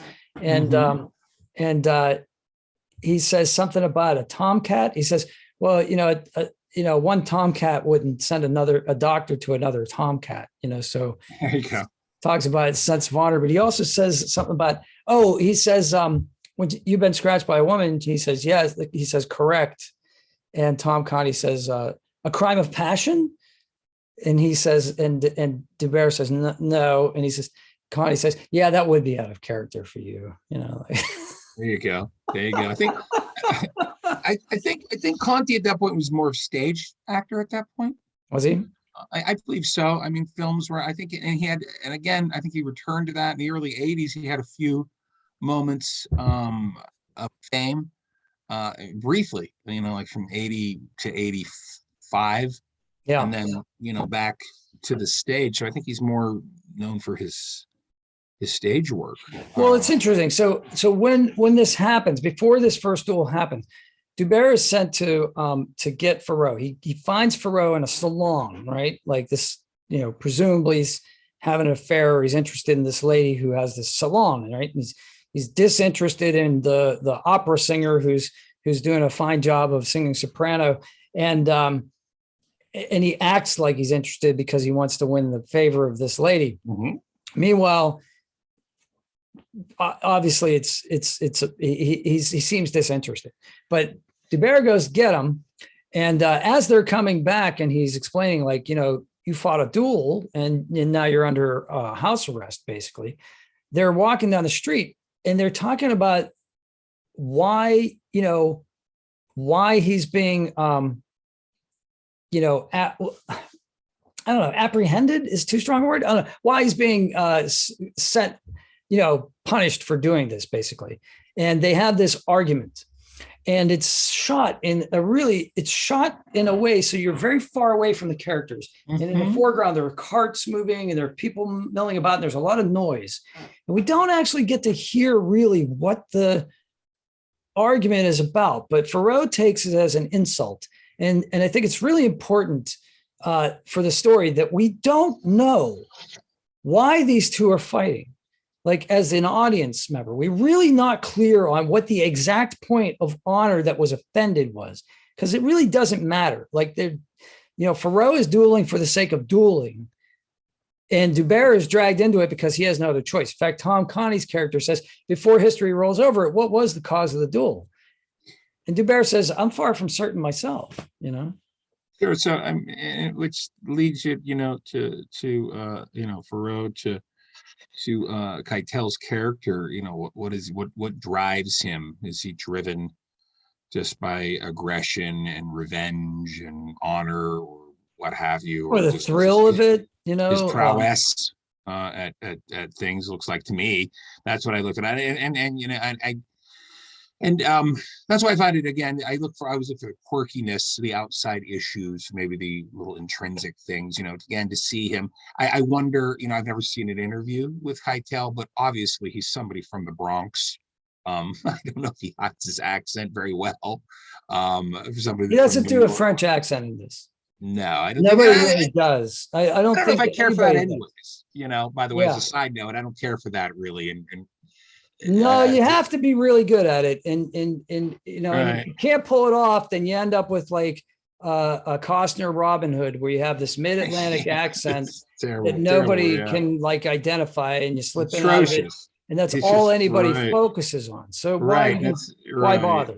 Right. So you have this. So you look at Keitel's career at that point, which is just taking off. I mean, I guess his choice would be, I'm going to do something that has me stand apart from, I'm going to go down this road of gangster type movies. He's Scorsese.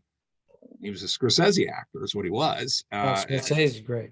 Yeah. So I mean, Mean Streets, and then right to it was a really big underground movie, cult classic, and Taxi Driver, which really I think is his initial calling card.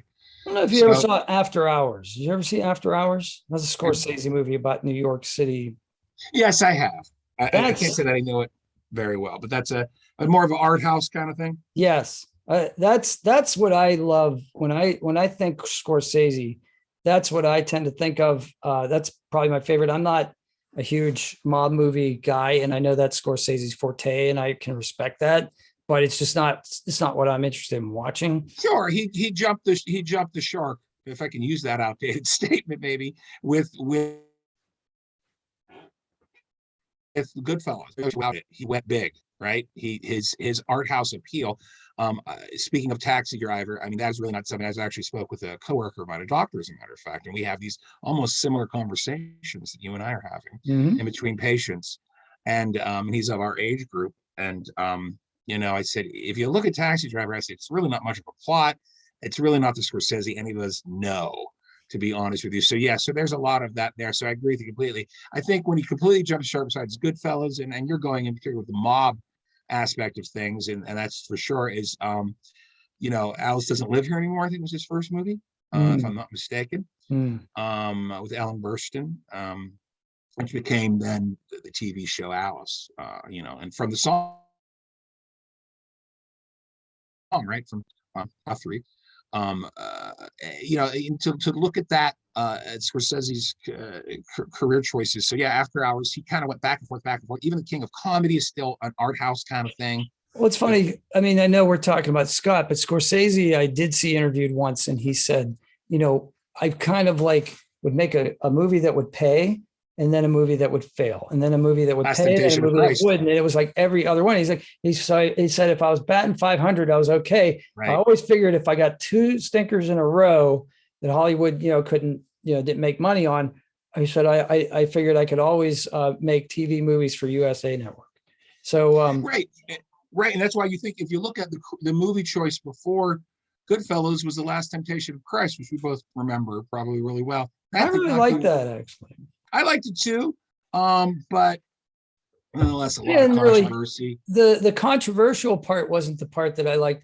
I really liked the Temptations in the Desert. I thought those were some of the best portrayals of that particular chapter that I've ever seen on film. The lion, and then the flame spurt that's talking to him. I thought there were moments in that movie that were just fantastic. And if you didn't do the thing at the end, where he has the dream of ending up, living a normal life, basically, then it would have gone down in history as one of like the greatest story ever told kind of things, except with really good actors, And I met speaking of making famous people, I met Barbara Hershey at a comic book convention. Yeah, just enough to say hello. Oh, cool. And yeah, it was cool. There was a lot of cool. There's two. I've gone to 3 Comic-Cons, but the first 2 were just amazing. That's a whole nother story for a whole nother time. Yeah, about my antics with my daughter, of me just waltzing around pre-COVID, where you could really have complete access. And if you are a fan of Back to the Future, sure. I had met Biff, Thomas Wilson, and this is a preview. It did not go well. I will leave it at that. All right, we're going to come back for that then. Yeah, you'll have to hear that one as that'll be great. We can do a Back to Future. Because I met Christopher Lloyd and did an imitation of him as well. In front of him? Absolutely. Oh, that's wonderful. And you're a Star Trek fan, correct? I do. Yes, I do like Star Trek: The Next Generation as well, right? Sure. I met Jonathan Frakes. And I met LeVar Burton. LeVar Burton, I would say, was very nice. Jonathan was very nice, but kind of more artistic in his. We had a strange conversation over what he was wearing for his character, whose name eludes me right now. I'm sure you could help me out with that. William T. Riker. No. LeVar Burton's character. Oh, Geordie LaForge. That's right, and that the rumor that was a barrette. Turned into, he did not really. He answered that quickly, and then I felt like it was a little grand. Change conversation, but then quickly went over to Jonathan Frakes, and that was amazing because I did an impression of his name, Patrick Stewart. Yeah, Picard, sure. Yes, I did, and he made me do it twice, so I got it right. And he went, see, very good. I've seen Comic-Cons on YouTube where Frakes and Spiner and oh shoot, I can't remember now who the third one is. And they would who was it? Would be probably Worf, I would imagine, maybe. Yeah, that's right. And they would go to Comic-Cons, and they would just take over. They wouldn't let anybody answer questions. They would ask all the questions that were going to be asked anyway, and they made like a kind of a 3-man show out of it. And it was really funny. And they all made fun of Patrick Stewart the whole time. Yeah, that was very they all interesting. just say things, like, what does Patrick Stewart have for breakfast, and things like that. And he'd be like, bacon and eggs, I came right at him and I went, number one. Number I came at him like that. Yeah. And then he said, do it again. I went, number one. And he went, excellent. He said, very good. Well, he's a director. I mean, like, yeah, he is. Frakes probably has more directing credits now than he has acting credits before. Wonderful. Yeah. All right. And we talked about Jeannie Francis, who's married and married to her, and so that was very interesting. Anthony Michael Hall was at that particular one, and he Weird Science. Pardon me? Weird Science. That's what it was. It was a Weird Science thing. And again, this is a whole sideshow thing. I don't want to go too far, but meeting Anthony Michael Hall, he acted like he was my best friend. Oh. That was absolutely enchanting. And I asked the right question. How did he get that urban voice in the scene where he's drunk in the bar? Yeah. And he explained that to me, and I won't share that because it's for another time. Oh. Ilan Mitchell-Smith, who plays his friend Wyatt. That was a hilarious moment from yours truly having a faux pas. I met Steven Weber of Wings, who was there, who's very funny. We had a great couple minutes. Martin Landau, that was a wonderful conversation. I was with him for longer than I anticipated. Probably the big capper would be there was a huge room where my daughter was seeing Malfoy. His name eludes me right now, the actor. Don't know the actor's name. From Harry Potter. Harry Potter, yeah. And he was in the big room, and there was a bunch of young teenage girls, which my daughter was 16 then. And on the other side, it was a 2-table room. On the other side was Christopher Lloyd and this metal gating that you would use for crowds. And I could see him clearly from the room. I went, Lloyd! I'm screaming his name. And he's there. And I'm like, I run through that and I'm kind of heckling the crowd. I'm like, you guys can't see that this is Christopher Lloyd? Right. I'm like, no one's even paying attention to me, including my daughter in line, waiting to get a picture of Malfoy, this heartthrob. And there I am with Christopher Lloyd. And I have one shot at greatness. And I said, hey, the scene where you're getting your driver's license, he got a huge smile on his face. And I'm sure you might remember that when his character Iggy gets his, he says, what is a yellow light? Does a yellow light mean?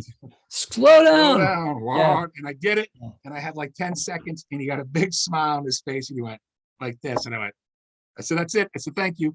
And walked away. Yeah, it's not going to get better than that, right? No, I'm just like, I went, yes. I would have gone with great Scott, but that was just one of my favorite phrases, He was there for that, but I figured it was, I tend to forget that is who, he's a lot of fame, but I think near and dear to me is Reverend Jim Ignatowski. Oh yeah. He revitalized that show when it was flagging. The breakout character, right?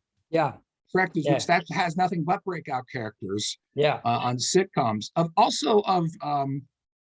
interest, I got to meet the gentleman that was who plays Yondu.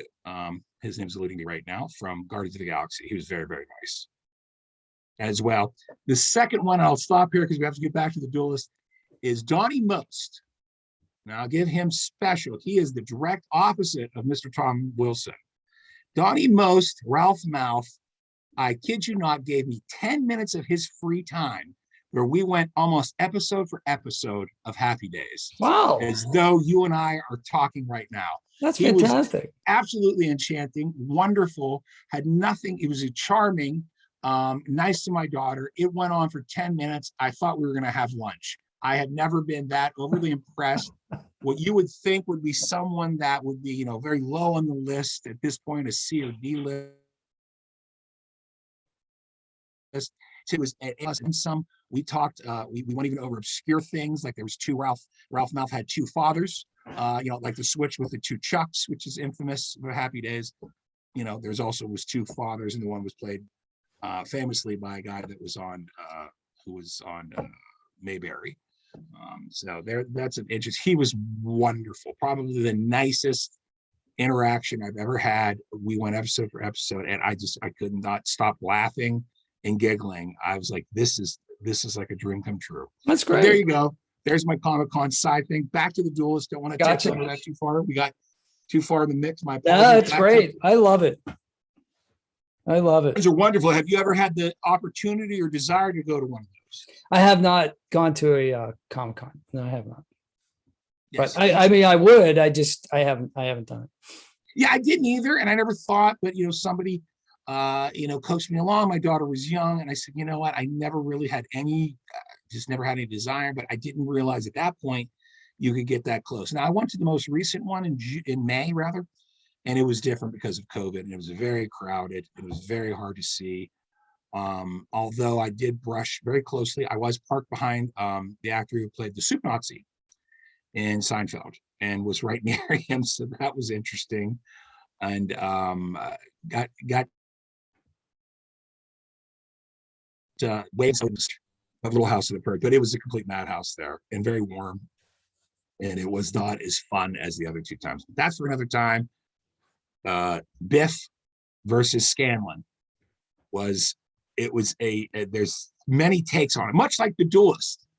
I hope maybe one day. So again, to look at this is amazing. I mean, again, do you find this to be like a mini history lesson here? Strasbourg, Augsburg, right? Yeah. We've got So as I progressed in my reading over the years, over decades now, I would go back and try to confirm those dates and try to figure out which battles had taken place. When was Jena and Arstadt? When was, when would Napoleon have been in Northern Europe? Especially at one point they're in Denmark, right? And when would he have been in Lubeck? I mean, well, near Denmark, near Denmark, and so there is a campaign. There's a Prussian campaign where that would have happened. So yeah, there's I'm certain, knowing what I know about Ridley Scott now, that the research was done. We talked about this off camera. You talked about the cold of Dr. Zhivago. And of course, that's what the Duelists was.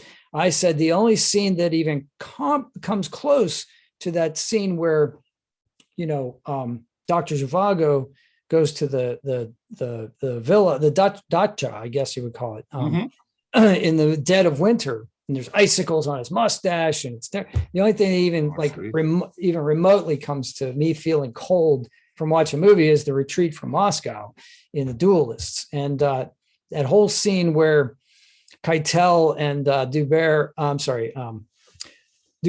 and Keitel's character Ferreau spot each other across campfire. Freezing. That's all real. And they're like, real. Yeah, right. Yeah. And there's no special effects. The day before they crossed the Niemen. So there's 25,000 men left out of an army of 500,000. And,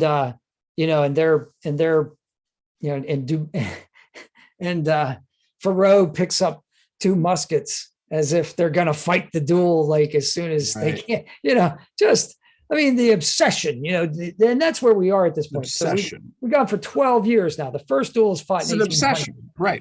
I'm looking at the bigger picture. That's why when I read through this again, and reading through it again helped much more than the visuals that I watched from our initial conversation. I'm not getting anything. I need to read this. And what I'm reading is, and then I'm going back to the visuals, particularly on YouTube, the clips, was seeing the obsession. I'm like, what is the bigger picture of this movie? What is the essence of this story? And that's what I'm trying to get at a lot of the time. What is the idea of this? What are we? It's what I think what it is for me, it's, and it's seen in the character Dubert, is that he has an opportunity here to have a real human relationship with Laura. She loves him, obviously. In fact, at one point she's got an engagement ring and she takes it off. She has this wonderful line. She says, with this ring, I renounce love. And she's going to be with, she's like, you were always my favorite. And that sounds like a line, but at that moment, it seems sincere from her character. And if he would take her in, if he would give up this obsession, if he would somehow settle matters with Keitel's character, Thoreau, then Dubert could have a normal life, but he can't. He can't for a couple of reasons. He can't because it's a matter of honor for him, and he's trapped, and also because Thoreau's not going to give it up. So, when there's the scene where she finally makes up her mind, she goes to see him at the scene that I talked about where he's training and gets turned away. She goes to the fortune teller. She decides, and she takes the ring out of her bag and she puts it back on. And then she writes in lipstick on his sword, goodbye, and then he wipes that clean. And that's it, man. That's the end of that relationship. So we do see her one time after that, but he refuses to take her back. And it's a shame. It's the cost. Okay. It's the cost of an obsession, a lingering hatred, any of those negative emotions that you want to like put in there. It's the price that we pay in order to have that attachment to that concept, And at one point, bigger picture. At one point, after he gets injured in the second duel, Dubert gets injured. He gets stuck. And actually, there's a neat scene there where they're doing this thing. When you duel, you can put your sword over top of another person's sword. It's called disengage. So you start with your swords crossed, and then it's like a strategic move to get outside of the other person's sword or inside their guard and have an advantage. You can see them slowly doing this. And the duel lasts for like 5 seconds. And that probably happened. Duels probably happened like street fights. They probably started and were over quickly. One person had the advantage, and that's what happened. Especially because basically it's just a really long knife. It's basically a knife fight, And knife fights do not end well for one person usually, sometimes both. So so Dubert gets stuck, and then he can't shake hands. He wants to. His second comes over and says, "Why don't you guys make it up?" And Dubert says, "All right, I'll shake hands." He can barely say it. And then they go over the 2 seconds, talk to each other, and they have a little powwow. And the one guy comes back to Thoreau and says, "Make it up like two good fellows. From what I hear, he's a decent fellow." And Keitel's characters have nothing to do with it. It's like nothing to do with it. Don't expect decency from their kind. Next time, Dubert, and right. and it just fuels the fire, right? But as a result of Dubert getting stabbed, he's lying in the bath, and Laura's attending him, and she's pouring hot water in the bath and steam. It's a wonderful scene, just you can feel it. You can feel the heat and humidity of the steam, and she's there helping him, and he's all patched up, and he's gonna sneeze. And obviously you don't want to sneeze because it's going to lose his stitches or his bandages or whatever. Right. And she's like, don't sneeze. Think of something else. Describe honor. And he says, honor is indescribable, unchallengeable. And then he sneezes, and we never really get a good definition of what honor is. Again, another obscure thing. So we have the obscurity of what the argument's about. We know it's a point of honor, but we don't even get a good definition of what the code of honor is, right? Yeah, sure. It's fighting. It makes me think that, the point is this is fighting for fighting's sake is gone out of control. There is no controlling this. How will this end, And that's the momentum of the story, Yep. Definitely. And those scenes are vivid of that one there that you're describing, where Keitel's rather angered, or not angered, but rather just boastful, or whatever you want to call that at that point. He's got the swagger, he's got swagger, that élan in French. There you go. Machismo in a different culture, but élan, I think, is what they call it in Napoleonic French. Sure. La gloire, you were always fighting for glory, and ribbons. Carradine looks terrible at that point. Yeah. Weekend. He's at his low. His weekend, he looks very like he's going to die. Actually, every time I see it, and it's probably the scene I remember most from the 80s, and definitely now, that for some reason strikes me. I don't know why. It's a striking scene, that one there, out of all. But so at the beginning, when Conti is talking about, when he goes and comes back to the room at the beginning after the first duel is fought, and he talks to Dubert, and Dubert's like, the guy is like unreasonable, like I can't, why can't, Farrow's unreasonable. And Conti's character has a great line. He says, the enemies of reason have a certain blind look, don't they? He says, I think Farrow has that look, don't you think? And it's just a wonderful, that line has always stuck with me, over the years. Just people who are in passionate emotion, no matter what it is, it seems like it's a rejection of reason. There's no reasoning at that point. You have to wait for a moment when the passions are not running as high in order to reach a reasonable point. But for somebody like a character like Farrow, who's always in a passionate, state, we never see him in a reasonable state. We never see him like giving orders to his troops or any of those things. And that's the other thing Conti says. He says, Dubert asks him for advice, like, what can I do? This guy's going to want to duel me together. And he says, well, I thought about this. He says, you can't fight each other if you're not near each other, right? It's a physical impossibility. He says, 2, you can't fight each other if you're the same rank, because it's a breach of discipline. So right. He says, 3rd, you're not allowed to fight if the nation's in a state of war. He said, so stay away from them, stay ahead of them, meaning, rank wise, being promoted, above them. Right. He says, that's major. Put your trust in Napoleon. There you go. Yeah. The ultimate madman, the ultimate firebrand, the one who wants to fight everything. He says, at one point he says something like, duels of nation take absolute precedence over individual duels, right? So, which is implied, but yeah, sure. And I love that. So at one point, after the second duel and before the third, they see each other again, and I think Dubert is going to be promoted to major in a fortnight, he says, and he talks to his buddy and he says, "Look, I have to talk to you about a point of honor here."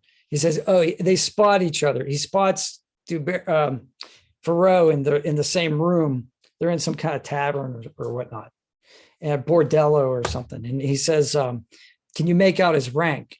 He's like, "Oh, he's a captain," and that happens to be Dubert's rank as well. So they're both captains. So they conceivably could fight each other, and there is a peace at this point. He says, "I'm going to be promoted for major." So he says, "But I got to tell if I sneak out of here, is that like being a coward?" Basically, he says, "I have to talk to you about a point of honor." And the subtle way his friend says, enjoy your fortnight leave, major, So he basically gives him lease to get out of the situation. But he can't get out of the room. He can't get out of the room. So Farrow sees him, and this always puzzled me. At one point, Farrow holds up his fingers and he goes like this, and I thought for a long time that meant something about his wrist, like he had cut his wrist.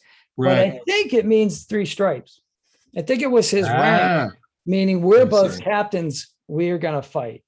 So I thought that was interesting because that's never really explained overtly in the movie. But that's my interpretation of what that meant. I don't know. Interesting. Yeah. So again, so as we look at this movie, you're taking it. There's a lot more plot, obviously. As I'm even looking at it right here, and there's a lot more dialogue than one would give to a Scott movie. And if I could compare his next movie, there are parts where there are no talking at some points in Alien. If we recall, there are scenes of just quiet menace. Now it's hard to make that comparison since they're so different, such different movies. But it's interesting that he went from that to again, maybe a career path choice. Obviously, there probably would have been some talking if he would have went into this Guinevere Lancelot chivalry kind of movie. There would probably have been some talking. So who knows what he would have become? So then he sets the bar, or sets his career in place, since the follow up to his career from Alien is he goes right into Blade Runner, which now which, both are interesting because both are hidden. I believe that Alien is really a whodunit, essentially. It really is a whodunit. And what it turned into later, it's a kind of like it's a clue, and Colonel Mustard kind of thing as it goes, as this killer is in this thing. And that's where the other movies failed. If I can go with that for a second, how the others, where it's just, tons of these xenophobe monsters, and it loses its idea. The second one, although James Cameron's fantastic. Yeah, the Cameron movie's an action flick.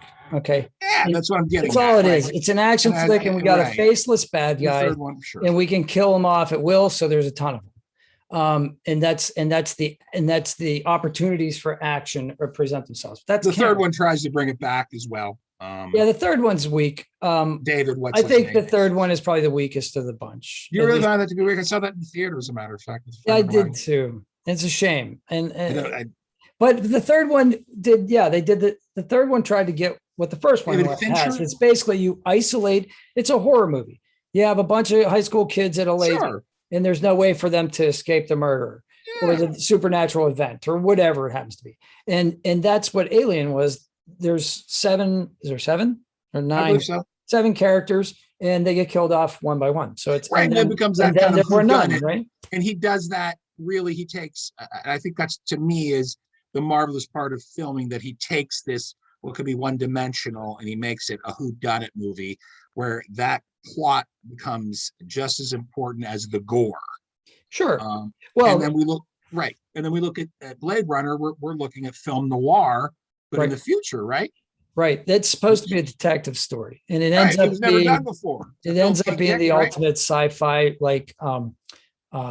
palette that everyone uses afterwards. And it's just, and that's this what you were talking about with the scene and taking over the story. And you're talking about the lack of dialogue.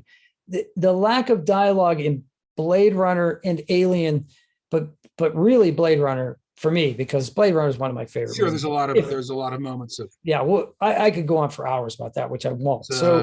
But broke a lot of just the original thought is that it was going to be, there was not going to be any narration. Right. It was just going to be the way the director's cut came out in 1989 or 92. Where it was quiet. It was that Vangelis soundtrack. It was all those beautiful scenes. All that wonderful, practical effects, special effects, and that matte paintings, all that wonderful stuff. Right. And then when someone spoke, it had weight. Right. Which you're comparing to Alien, it has that and then some. You see a lot of Sigourney Weaver walking around, various things, absolutely no dialogue, and then when somebody spoke, it held a lot of weight. Sure. There's certain people. You have Harry Dean Stanton, Yaphet Kotto, yeah, right? These are guys that have a lot of acting ability, are very secondary, and I think he chose them specifically to put them in place. And even Tom Skerritt, who can be a very quiet actor, can't eat a lot of scenery if he wants to, but he did it, and they're almost secondary. Yeah. And again, we have John Hurt. Yeah. This guy was the Elephant Man. So you got Yaphet Kotto and Stanton, and they're the underclass, right? So they're the workers. They're the ones that have to do the dirty work. They got to go look for Jonesy. They got to go down to the bowels of the ship where it's dark and dangerous, and they got to make things work. And then there's the officer class, and they're the ones that are so there's a whole bunch of chefs, and there's only a couple sous chefs, so and it's Veronica Cartwright. Yeah. And then you've got the mole, right? So you've got the turncoat, and so the robot is actually working against the human. So that's Ian Holm. That's a classic. Yes. Ian Holmes, wonderful actor, plays a great Napoleon, by the way, in Time Bandits. One of the best portrayals of Napoleon. Absolutely love that. But but that's a classic trope in horror movies as well, is that there's an external threat, but people don't realize there's also an internal threat. So, that's always happens in the third scene or something like that. And it's much better done. It's well done. Don't get me wrong. Alien is one of the scariest movies because of the suspense element of it, the pacing, the filming, the way it's done. It's all about the way it's done. Yeah. It's fantastic. Even the ingenious thought of that you can't remove this this face hugger. It has acidic blood. I Right. mean, it just and just how he films of it as it, this is 1970s as it closes closer on the John Hurt character, and just that they're looking, and we see Ian Holmes' Ash character knows full well what's going on, right? He knows what's happening here, so he's, we don't realize that, but then that's not used to James Cameron and the actor from whose name eludes me, for Mad About You, plays the essentially one of the bad guys, I would imagine. Oh, Paul Reiser. Paul Reiser, thank you. Yeah, he so has the most satisfying death in the second movie. Everybody that's one of the most paused and repeated parts of that movie. Yeah, you wanted that to happen. Somebody, Premiere Magazine or whatever, because he gets it. He gets in a closet or something, and he opens the door, and boom, Yeah, so, it's incredible. So definitely, and I forgot about the class system. You're using Yaphet Kotto, and Harry Dean Stanton, two great actors. I mean, but it's amazing is that there's what I see is the duality of that is you see how good they are, but only minimally. And again, you have two huge English actors. You have Hurt and Holm, who are known for their Shakespeare roles and their theater roles, and they're used and still used very specifically, not to be overdone in any way, and to be part of this. And one would think that you'd want to that their involvement there's no two ways about it, the involvement of the success of Star Wars, that they wanted to be part of this. And as we all now know, which I'm sure you know very well, Al Pacino's regret over not getting involved in some aspect, right? Is that the Han Solo role, I believe? Is that the storyline? I don't know much about that. I do know. Oh, you know? No, I don't. I didn't know that Al Pacino was even considered for. He was considered indeed. There's what is actually fact and what became rumor is for debate. Well, there's a notorious legend, whether or not it's true, is that Lucas screened every available actor in Hollywood. Apparently, it's on. If I may pause for just a second, you can find it on YouTube. You did not see the black and white. I've seen some of those screen tests. Yes, I've seen all of them, and they are, to be honest with you, William Catt probably could have pulled it off, The Greatest American Hero. Yeah, I think he would have been fine.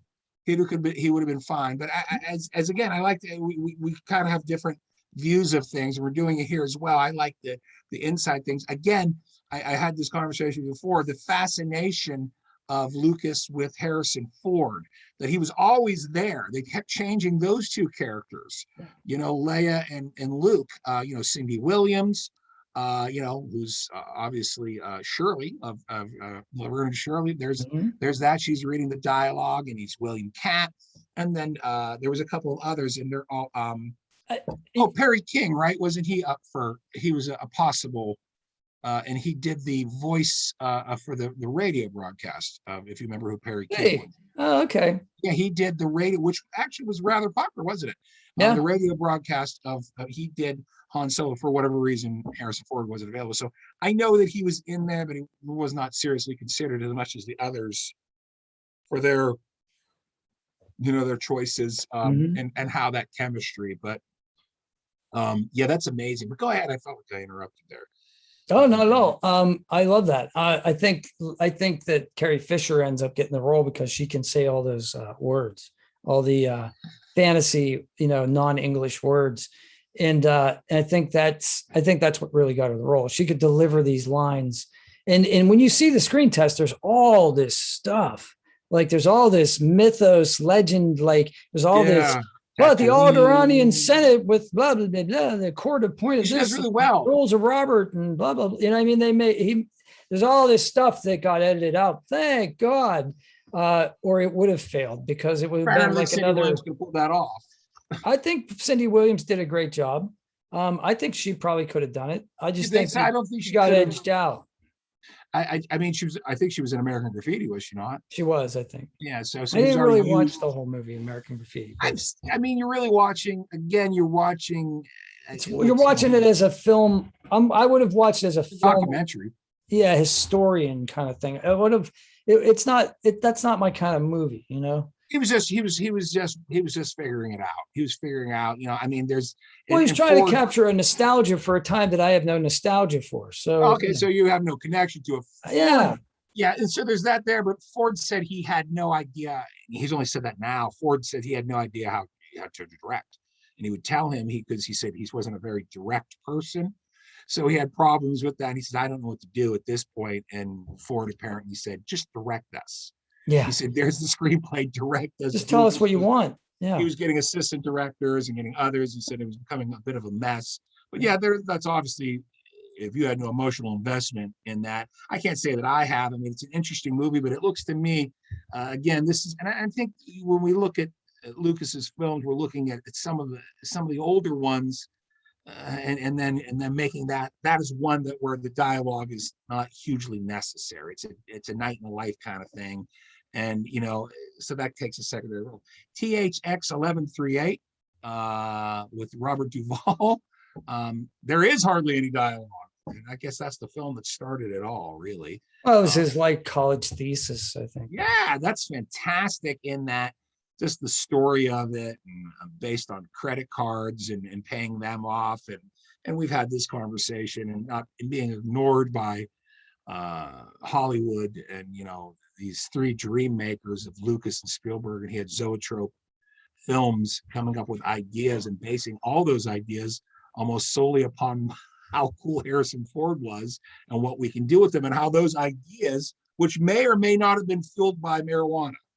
There is some talk of that. These were kind of marijuana afternoon parties amongst, Coppola, Spielberg, and Lucas, and fantasizing, and at least a couple of different ideas came out. And sure enough, the idea of putting him in as, Indiana Jones, and then completely building him up of the Han Solo character was, as they said, he was the coolest guy they'd ever met. And he may or may have not have been, because this is somewhat of history, is that he may not have been their courier of said pot, and also a part-time carpenter. I'm sure you've heard that story. So I've heard both of those stories and seen some good lampoons of actors portraying Ford and Lucas getting high together. It's really I've fun. never heard that one. That's an interesting. Yeah, I've just seen people do that as a shtick, and it's really fun. Yeah. They're both very laid back guys, obviously. So there's a lot of that in it. But we've also said if it wasn't for those three directors, film would not be what it was and what it became. There's no doubt. You have three biggies. Jaws is the first blockbuster. Bingo. Jaws is the first movie that people went to the theater multiple times to see over and over again. That didn't happen. Lines going around the block, as opposed to, then what do you find The Godfather? Those first two, do you find that to be the first what to you? Is that not a blockbuster? But because I can see the difference. What would we call something like that? Did people go multiple times to see The Godfather, or did they just talk about it? I didn't think so either. And they're great. They're great for what they are. They're wonderful movies, wonderfully made. But yeah, they're not like, oh, I can't wait to go back and see that again. No. But interesting enough, it is repeated at certain times during now a more recent of the 90s and on. I think, just using that as a guess, that it does get repeated during certain times. But I myself would not see it multiple times. As you're exactly correct, he hit pay dirt with Jaws, and then he strikes big with Star Wars, which we know what happened there, where people were seeing it multiple times, which was never done before. Correct? We can think of in the day. Right. Yeah. It was, I don't know. It was a phenomenon that just, it's indescribable. It's you couldn't predict cultural event. You couldn't predict that would happen. No. And you see the pictures, I again, my mind, I was only 8 years old, so I'm not realizing that I have to see the pictures now. When you Google them and you see these old fashioned city theaters, not even the Cineplex that we're used to, most of us in society. So you're seeing this regular, town maybe, and these people, they're not even equipped to handle, much like a Woodstock type idea. Right. They were equipped to have 500,000 people there at Yazmer's farm. It's the same idea. You have these people. I mean, who would? And again, that's blockbuster. Sure, Jaws. These are people seeing them multiple times. But that's just incredible. Maybe even not going to work or school. It just wasn't done right. Right. No, Taking the day off. like going to see a double header at the ballpark or something, I guess would be the equivalent. But you're talking about this. We were talking about scenes that didn't require a lot of dialogue in order to be effective. And there's a scene in The Duelists, which really, you were talking about the scene in the bath being a pivotal for me. I think the scene that stands out for me the most in The Duelist is the fight on horseback. So they're gonna duel on horseback as a tribute to the cavalry. And Dubert says to his friend, I'm what? Like, you guys, he's like, yeah, well, you got this reputation you have to uphold now. He says, you should think of yourself as fighting on parade. He's like, great, I'm going to die, as a tribute to the cavalry. He's like, this guy's not going to stop until he kills me.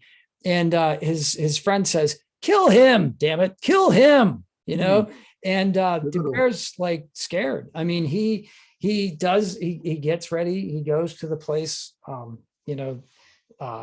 Thoreau's having breakfast. He's eating like an egg, they're having wine. They're all like, there, and Dubert like rides in on his horse, separate from everyone, doesn't talk to a soul, gets on the charging ground. They're going to charge at each other. There's trees and there's wildlife. It's just and it's morning and the horses are snorting and they're like excited and you can't keep them, like in line, which is probably real.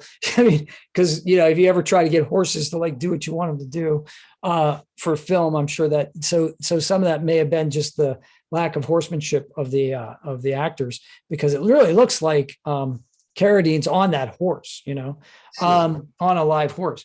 But there's a scene right before they're going to charge at each other.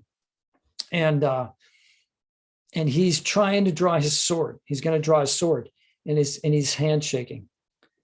And then when he finally does, he like misses. And then he finally grabs it and pulls it out.